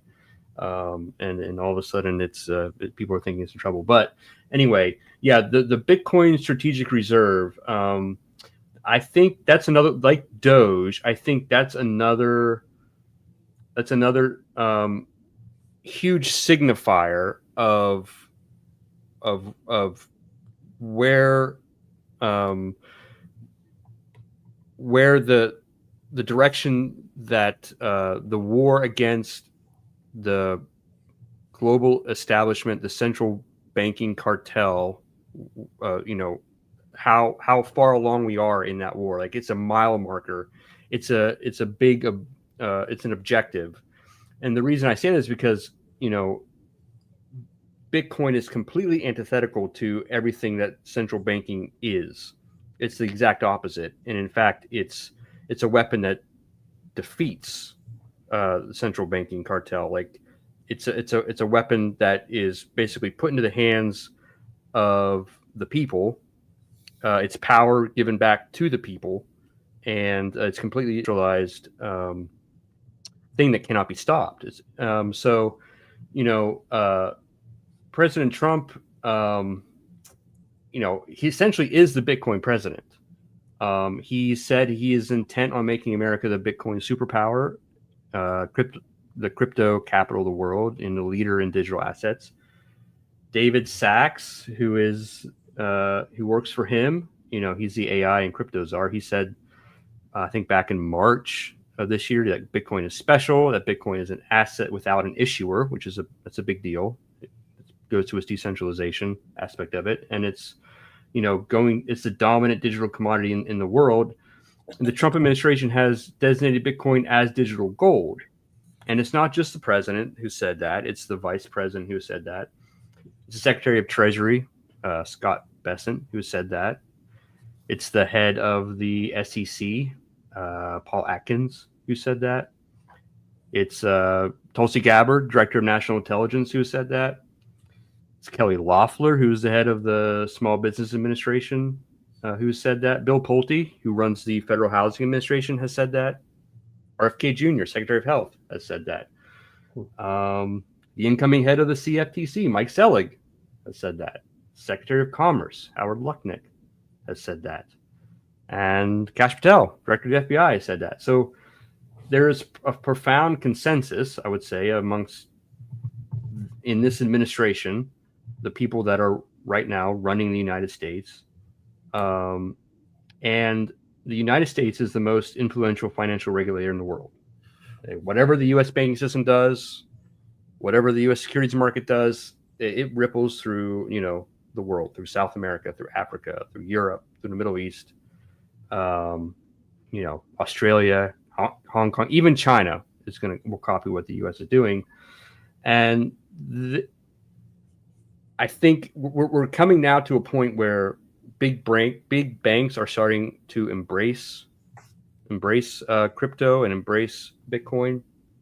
And basically what that means is they're embracing their own demise, because Bitcoin as a decentralized, immutable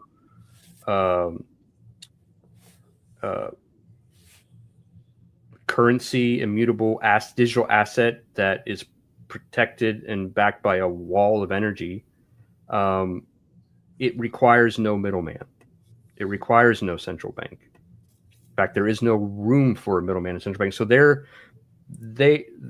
embracing it. Their only play, I think, at this moment is to try and figure out a way to gain control of it, but it's too late. They can't. And so I think over the next few years, this is going to become like, we're going to look back on that moment when the Strategic Bitcoin Reserve was adopted, and looking at some of the things, language that Trump uses around this. He calls it, a stockpile, right? That's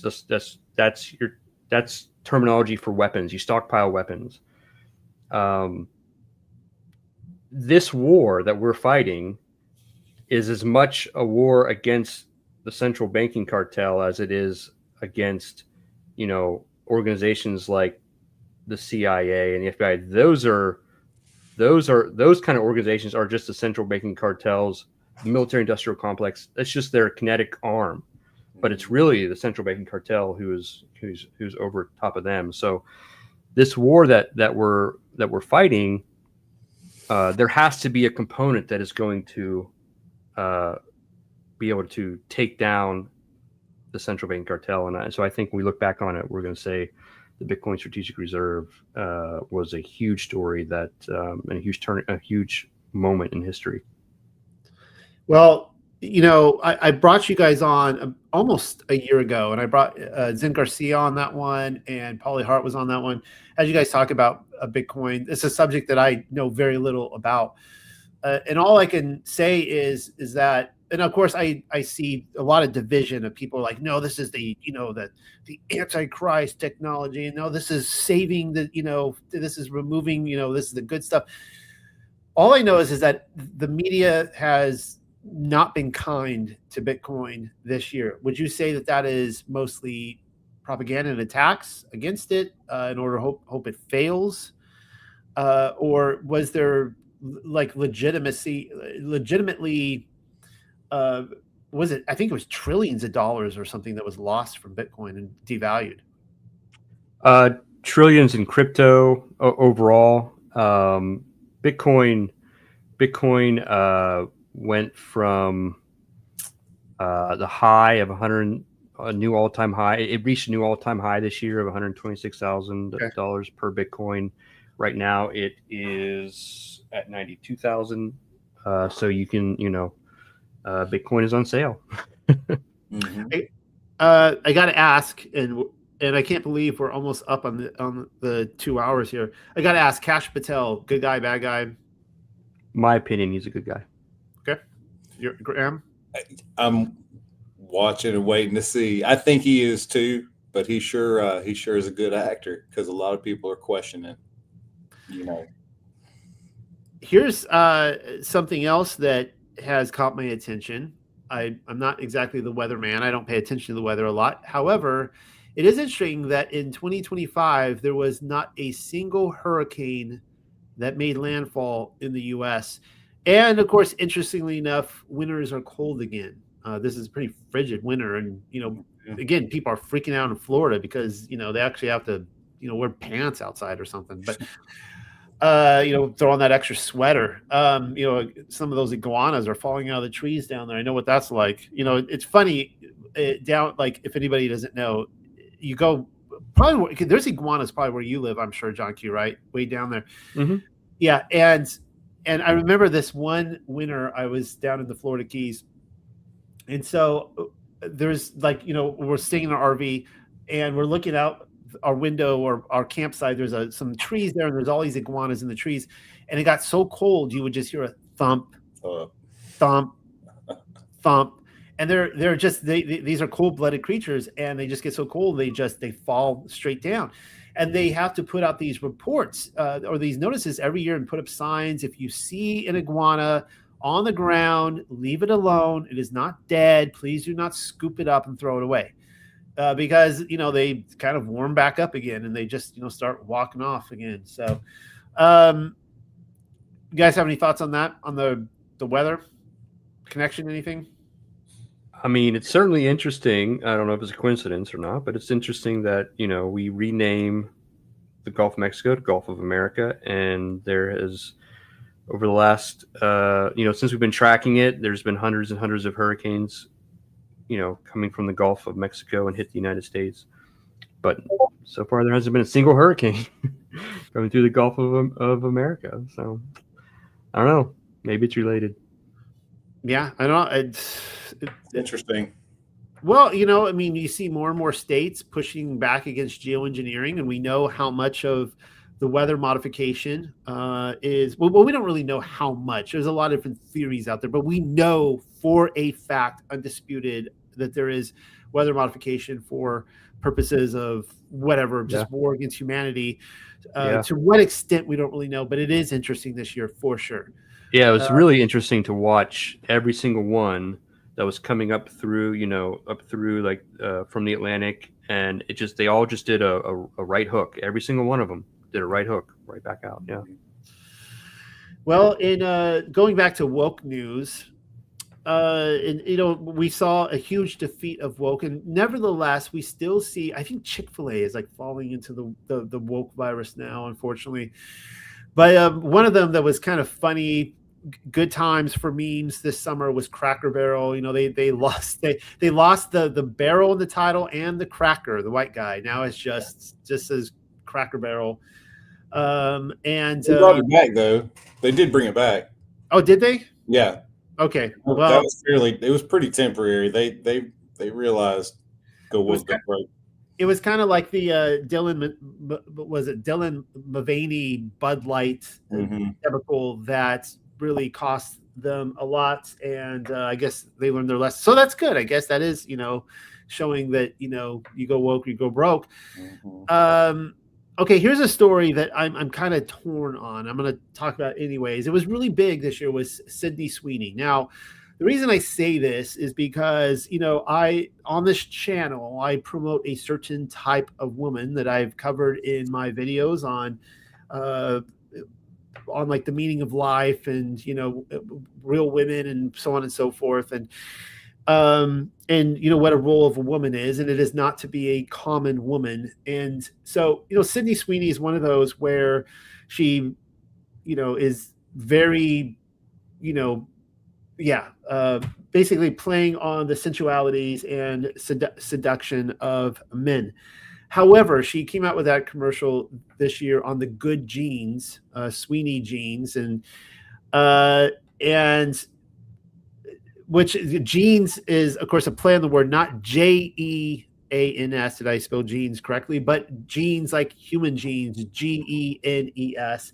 And I can't think of another time when I've seen such an explosion of angry people, many angry white women with purple hair, over the fact that, you know, anyone would implicate that a white woman has good genes.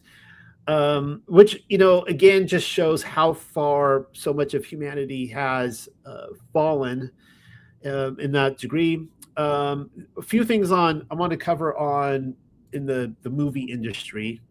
I know. I'll tell you that was American Eagle jeans, right? It might have been. I don't even know that. It was. American Eagle stock went way up after that. Oh, well, there you go. So, you know, go woke, go broke, be traditional, make some money. So, yeah, I mean, so this is just so I'm clear on this, is that obviously, you know, I would never want to promote the sexualization of women, and I think that as a culture I know as a fact, as a culture, we need to break away from that and pull away from that. Nevertheless, the issue for me is the fact that the insult amongst the left and the woke crowd wasn't that it was the sexualization of a woman. It was the fact that a white woman could be beautiful and that she could have good genes. And that right there is where I think a lot of people rallied behind it. People who probably could have cared less about the commercial, you know, and you know, not attracted to that kind of sexualization, were like, no, I am going to support pretty white people again. Because there are many beautiful women of every ethnicity out there. So we saw quite a few things in Hollywood this year. Of course, just this last week, I mean, this is fresh ink still, is Netflix bought Warner Brothers. So we've seen a total takeover through the streaming process. Amazon acquired the rights to James Bond earlier this year. Of course, they had already bought out MGM. Of course, we know that Disney bought up a lot in the last few years with everything from Lucasfilm to Fox and so on and so forth. But I found this kind of interesting, that Snow White, of course, represented the breaking of woke culture, and where there was a total like repulsion on people to see Disney go to the links. Okay, let me just say this about Disney, because I know how this conversation goes. Everyone's like, well, Disney's evil, Noel. Disney's evil. Like, okay, but you know, I kind of think though that you guys are free to disagree with me on this. I feel like Disney gets a unfair rap, because I noticed that the same people that are always like, Disney's evil, it's magic, all this kind of stuff. They're not out there saying Hollywood Studios is evil. They're not saying MGM is, you know, or Warner Brothers is evil, or, you know, TriStar. You just go down the list. They're targeting Disney. And I suspect that a lot of that is, I think that a lot of the people pushing it from the top are actually shills for the other studios.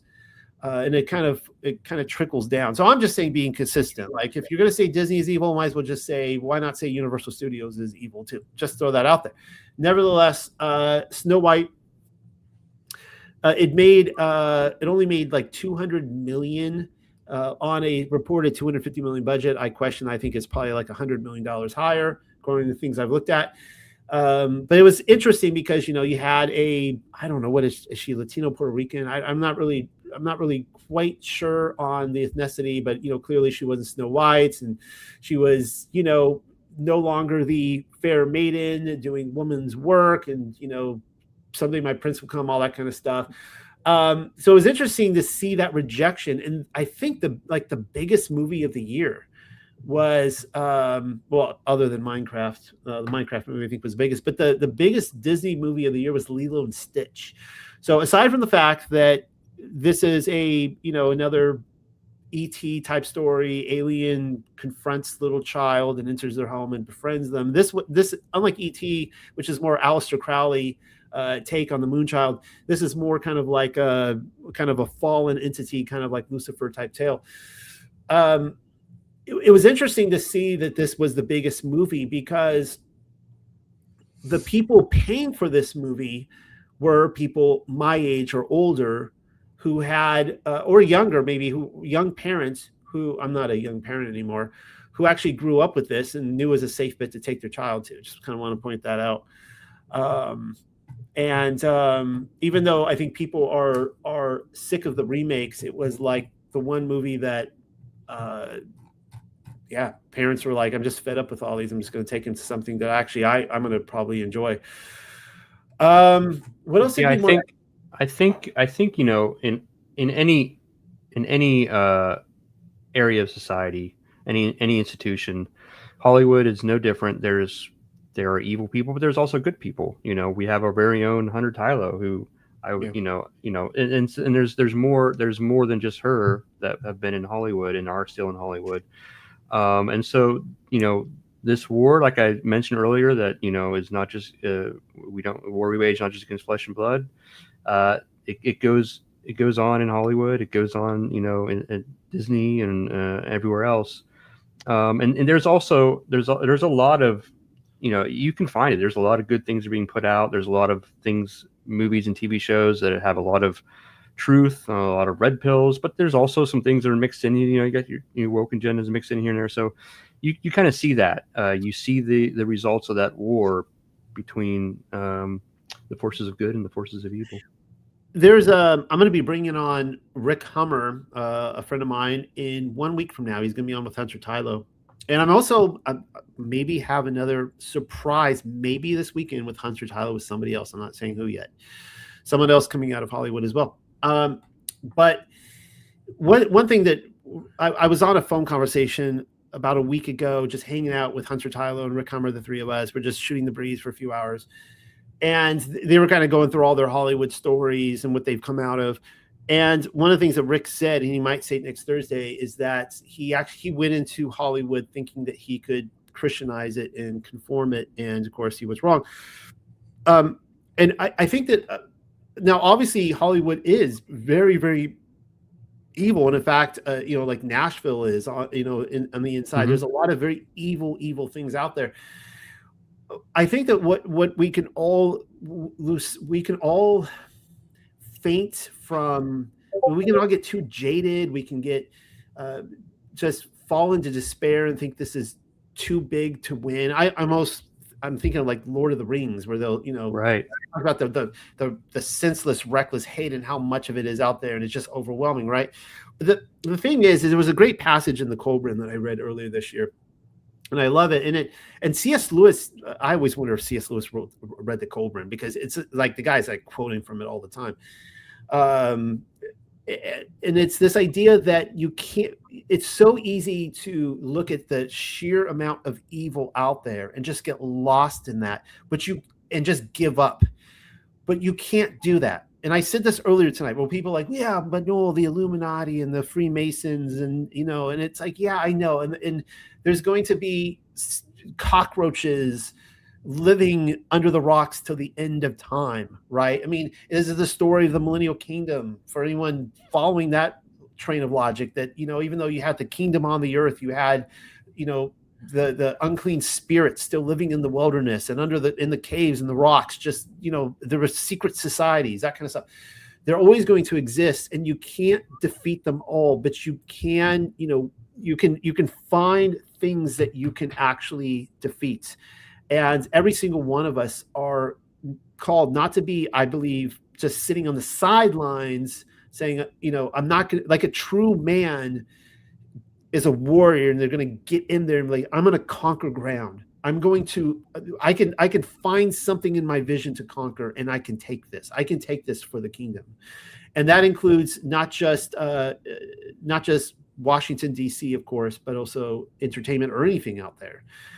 That's something, of course, we want to model here at Tuck with, like, Shelves of Shalom, and I'm just launching Fervent Avenue Press, and also Rakia, which is the poetry wing of it. And we want to, just conquer it in any way possible. We saw, another big thing, man, there's so much we can't get to it all. We're coming up in the 2 hours here. We saw the federal crackdown of DEI this year. Speaking of Hollywood, we're seeing a lot of projects fall by the wayside, and lo and behold, they happen to be all the DEI ones where they were force feeding people with things that they should not have been. I think we didn't cover Venezuela. John Q, did you want to cover that a little bit? Talk about what you think's going on there? Yeah. We've seen a large deployment of the U.S. military in the Caribbean there off the coast of Venezuela. Of course, the official story is that we're blowing up drug cartel boats, and I do think there is that is happening, but I don't think that's the only thing that's going on down there. I think we're so. This is a hypothetical scenario. So let me kind of walk that through with you. We know. All the different countries of the world, they have a deep state. We have a deep state. Israel has a deep state. China has a deep state. Russia has a deep state, right? And just from my I come from a perspective of having read the Q drops and kind of followed a lot of this stuff in the Q community. And one of the aspects, one of the themes of the Q drops is there's a military and civilian alliance, and that's kind of where the idea of a digital soldier, the idea of the new media and that kind of thing comes in. Also, the idea of Bitcoin, right? It's a military and civilian alliance. But then there's also another theme in the Q drops is like the idea of a sovereign alliance, where you have people in these various countries that are trying to counter the deep state, counter the central banking cartel, and make their own country great again. Just like President Trump wants to make America great again, Vladimir Putin wants to make Russia great again. Yeah. The leader of El Salvador, I forget his name off the top of my head, he wants to make El Salvador great again, so on and so forth. Well, of course, the deep state, the central banking cartel, they don't want this to succeed, right? They want to maintain their control, and they will do anything to maintain their control. They don't care about starting nuclear war. They don't care about, obviously, their track record speaks for itself. Forever wars, you name it, right? And of course, the central banking cartel wants to be able to fund both sides of these forever wars. That's how they make their money. And so I think one of the things that we might be seeing going on in Venezuela is countering, I think, a kill switch that I think the deep state might have, and that would be a decommissioned, potentially a decommissioned Russian nuclear sub, one of those old diesel subs that have been decommissioned. You know, this is not like out there. Like, what if? Let's just say, what if? Let's play the what if game. What if they have an old Russian diesel submarine, nuclear submarine that's been decommissioned, and they fire a missile from that thing, right? Basically, that's their big red button. Okay, Trump, you come after us, you try to arrest us, you try to take this war to the next level. Here's what we're gonna do. Like, they have various red buttons. I think all the cells that were in that ICE has been removing is one of those red buttons they're trying to take away. And I think what we're seeing going on down there might be another one of these red buttons. Like, okay, you're gonna try to do something to us. You're gonna try to take us down. We're gonna fire a nuke. Whether that hits America or whether it's intercepted, it doesn't really matter, because at that point, let's say it's intercepted, and then we just the ship that, or the sub that shot it, is destroyed. Well, it's going to surface as a Russian ship, and then there we go. Cuban Missile Crisis all over again. They're going to try to get their nuclear war, right? And this kind of thing has happened very recently, and in fact, back in 2018, I think it was, there was a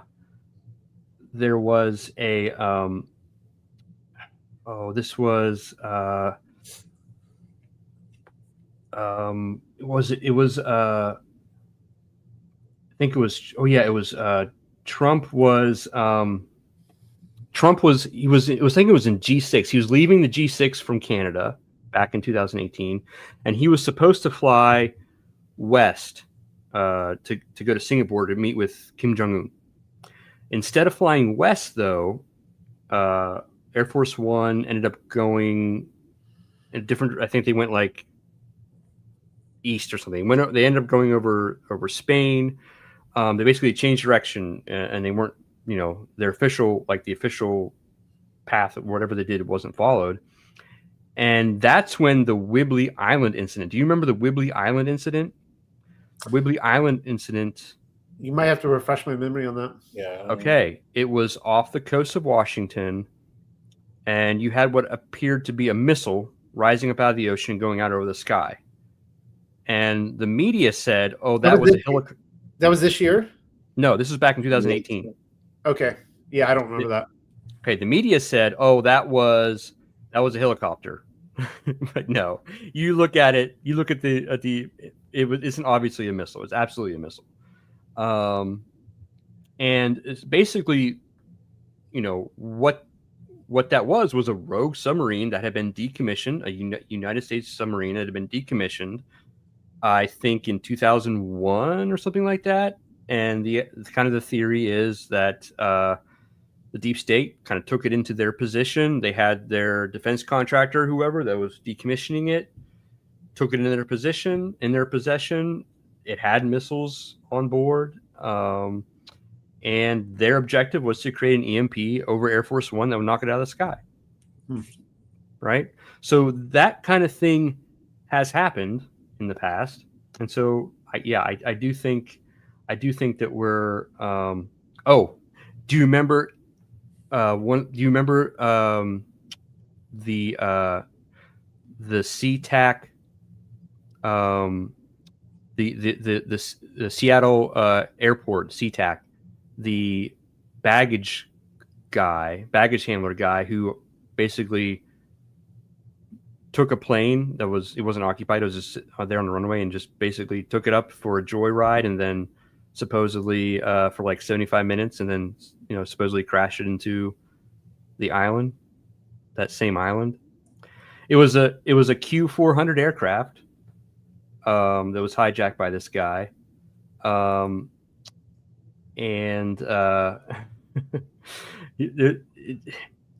okay, now I'm going to start to get into a little bit of the kind of the Q conspiracy stuff, but That's okay. yeah. So So the submarine that was decommissioned, was the uh, USS Richard B. Russell. Okay, um, which Richard B. Russell is the Russells are one of the 13 bloodlines of the Illuminati. This sub was named after an Admiral Richard B. Russell, I think, who was part of that the Russell family. Now the gentleman that took that plane, he's a 29-year-old. He is supposedly his name was Richard Bebo Russell. He stole a Q400 turboprop passenger plane. He had no formal pilot training. He took off unauthorized from the airport, flew erratically around for about 75 minutes over Puget Sound and performing maneuvers like loops and barrel rolls. The whole time he was communicating with air traffic control before he intentionally crashed the aircraft into Ketron Island, which is the island where it is theorized that this submarine was being kind of kept, right? It's not an official base or anything. So yeah, I mean, the Q drops actually talk about this incident with the guy that took this plane and kind of connect the dots to this plane and the missile that was shot. And so I don't think that a guy actually took the plane. I think they remote piloted this plane. I don't think there's anybody on the plane, but I think potentially that's what they used to maybe, I don't know if they were actually took out maybe the little submarine base or where they were keeping this thing or what happened. And that was like the cover story for it. I think that's probably what happened. Sounds like a plot to a James Bond movie with the submarine base. Well, that's something I never heard before. I do want to kind of close shop tonight, and I want to lead this into Charlie Kirk because I said we would before we ended. And before I do, just asking a question, Candace Owens, what's up with her? Is she a crazy cat lady? No, I've been watching Candace every day, and if you don't hear her words straight from her, you're probably going to hear misquotes. And because there's a lot of information flying around that she said this and she accused that, and it's not true. I believe she's truly digging to figure out what happened because, as usual, we were not told the truth. You know, the lone shooter and the 30-06. I mean, essentially, you know, they want us to believe Charlie had a neck of steel and the Twin Towers were neck bone. And, you know, I think she really is truly trying to get to the bottom of it. So. Well, I asked that question because I can honestly say, I mean, I've seen clips of her. I have never watched a Candace Owens episode. I know that you watch her regularly, but it is interesting just getting fed the name Candace Owens from other areas of the media, even other YouTubers that I'll follow. Like I said, Mark Dice, he thinks she's crazy. Like, it's interesting that there's this big push as to how crazy she is. You know, she's lost her mind. She's loony. So, I mean, John Q, do you watch anything of hers? Yeah, some. Yeah. Probably not as much as Graham, but Graham will send me some things and I'll check those out. Okay. All right. Well, that being said, because she's really dug into the Charlie Kirk assassination. And this is the question I have for you. Because when we sat down that one night, guys' night, and we like hashed out the Charlie Kirk assassination for a couple hours, like what we were talking about tonight, we just talked about that for a couple hours. And at that time, I asked you guys if you had changed your opinion on it, because I know that initially you guys were that it was not a hoax. He was really killed. And it was for me as well, because I'm coming out of this school of thought where everything was a hoax. I've written many papers on it. I've reversed my position on some things. Others I still believe was very much, a hoax. But where you guys at on this? Was he really killed, or was it a hoax? It's been a lesson of patience for me, because I can speculate and answer that question, but I think it's going to be a matter of time. We're going to find out. Just in the last couple of days, there's been talk about allegedly no one knows where his body is buried. And of course, you can't ask these kind of questions to a grieving widow, because it's the emotional. They always use that. You're not supposed to ask questions when there's a school shooting because parents are grieving, that kind of thing. So I don't know. I'm trying to be patient and wait, find out. Hopefully. But I mean, if it was just going off of your just gut instinct, if you had to make a decision, yay or nay, where are you at right now? Well, my gut is that he is dead. Okay. But also, the story we've been told about how it happened and who did it, I don't think is right at all. Well, I mean, that was one of the things that really got to me in the Trump assassination attempt. Is we know, like, the people pushing, there were like no real bullets. I know, John Q, like you could immediately disqualify that. Like, we know there were real bullets shot. We know, I really do believe that people died. But we know that there was kind of a psyop within a psyop, and there was these, there's like peels of the onion, and the media was lying to us, the government was lying to us. And the thing that really got to me about it was how it was set up to almost like to reveal, to basically send you down dead end trails, to reveal layers of it. And this is where I started out saying tonight with the Charlie Kirk assassination, that I could probably find like several different types of people, or representative people, who have 7 different main theories as to what happened at the Charlie Kirk assassination, whether it was a hoax or not, and then different kind of breakoffs from that. And it's crazy how the information war out there. This goes back to maybe Jade Helm. I don't really know what it goes back to, but it's just it's like pick what your worldview and just go with it, I guess. That's really what it comes down to. John Q, what do you think? What's your gut instinct? Did he die or not?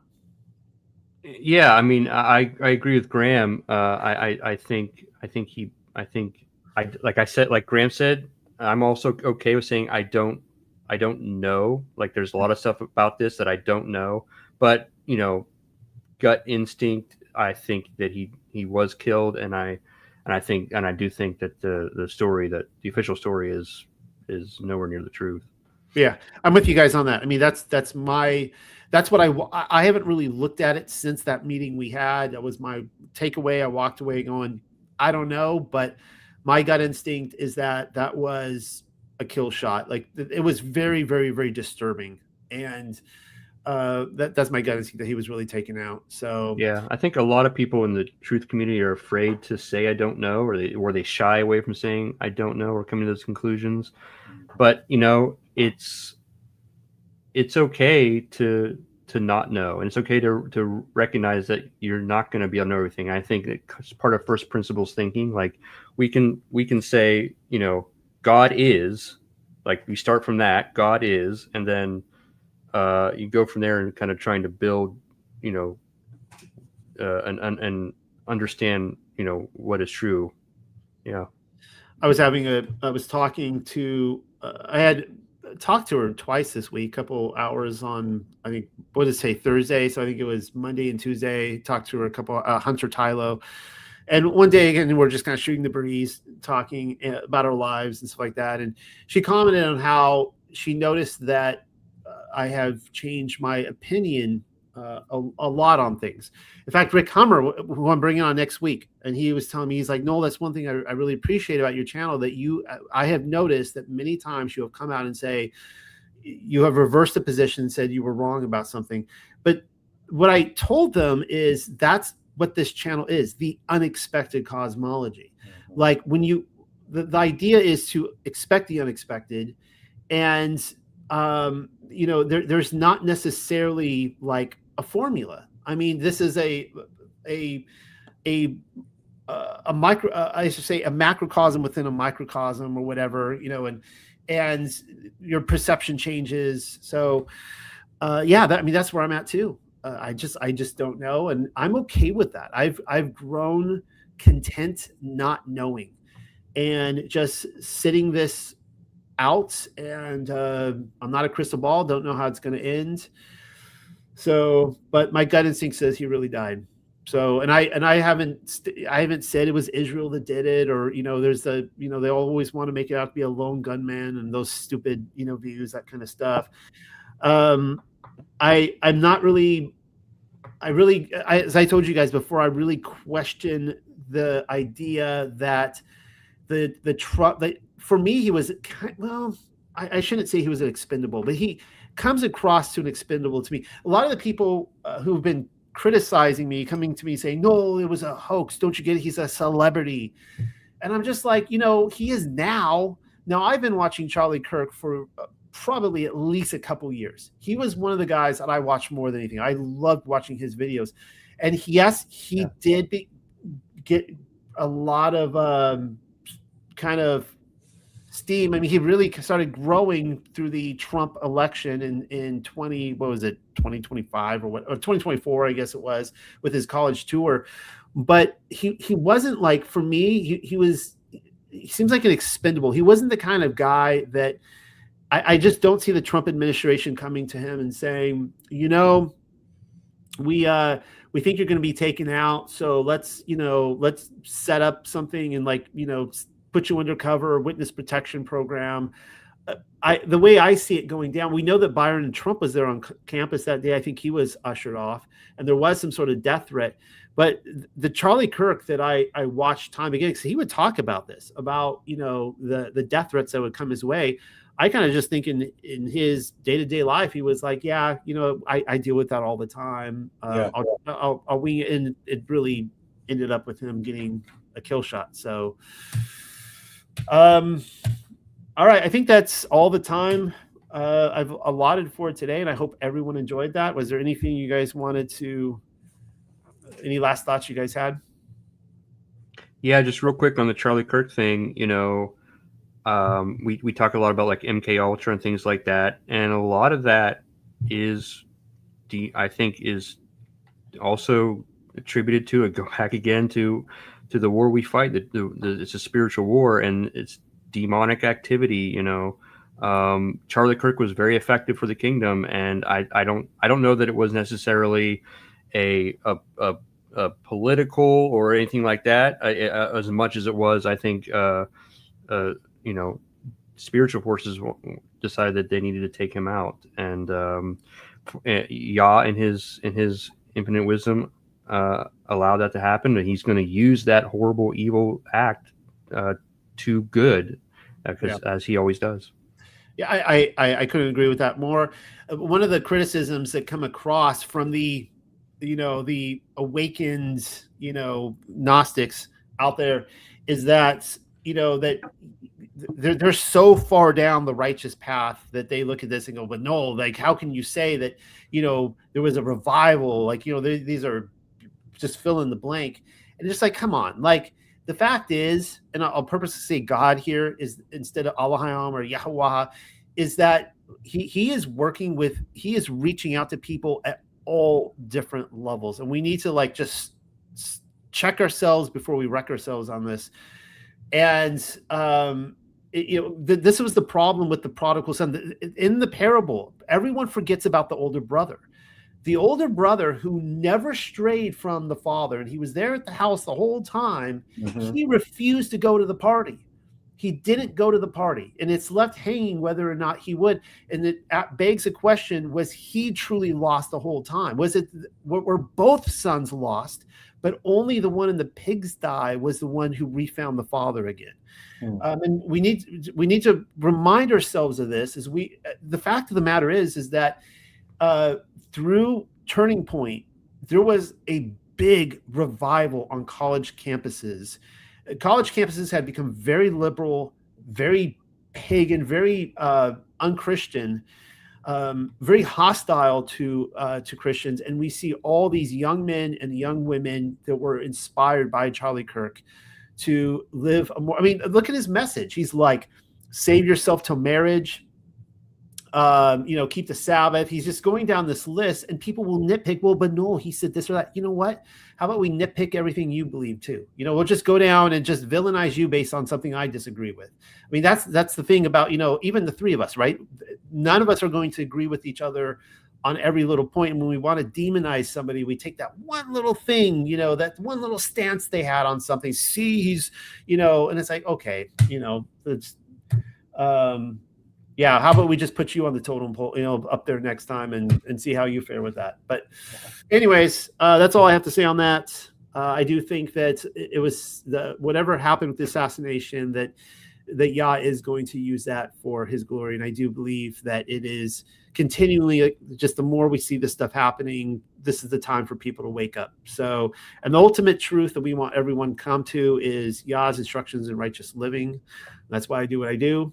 That's why we talk about all these different things, because as people are waking up everywhere, this is what I want for people. I want people to turn back to God's word, and not just to the New Testament passages, not just to Paul's epistles, but actually to the beginning of the book, the whole book, and to take it all seriously. Any last words, guys? I tell you one thing about 2025. We didn't talk about silver and gold doubled. That's kind of interesting. Silver more than double, gold just shy of double. Well, gold loves Trump, right? Yeah. Well, it's a good year to get out of the dollar. All right. Well, thank you, everybody who tuned in while we were live. And, of course, for everyone who's going to be watching the video afterwards. I do hope you guys enjoyed this. This was informational, to just recap the year. And we'll do this again sometime. So good night, everybody. Good night. Good night.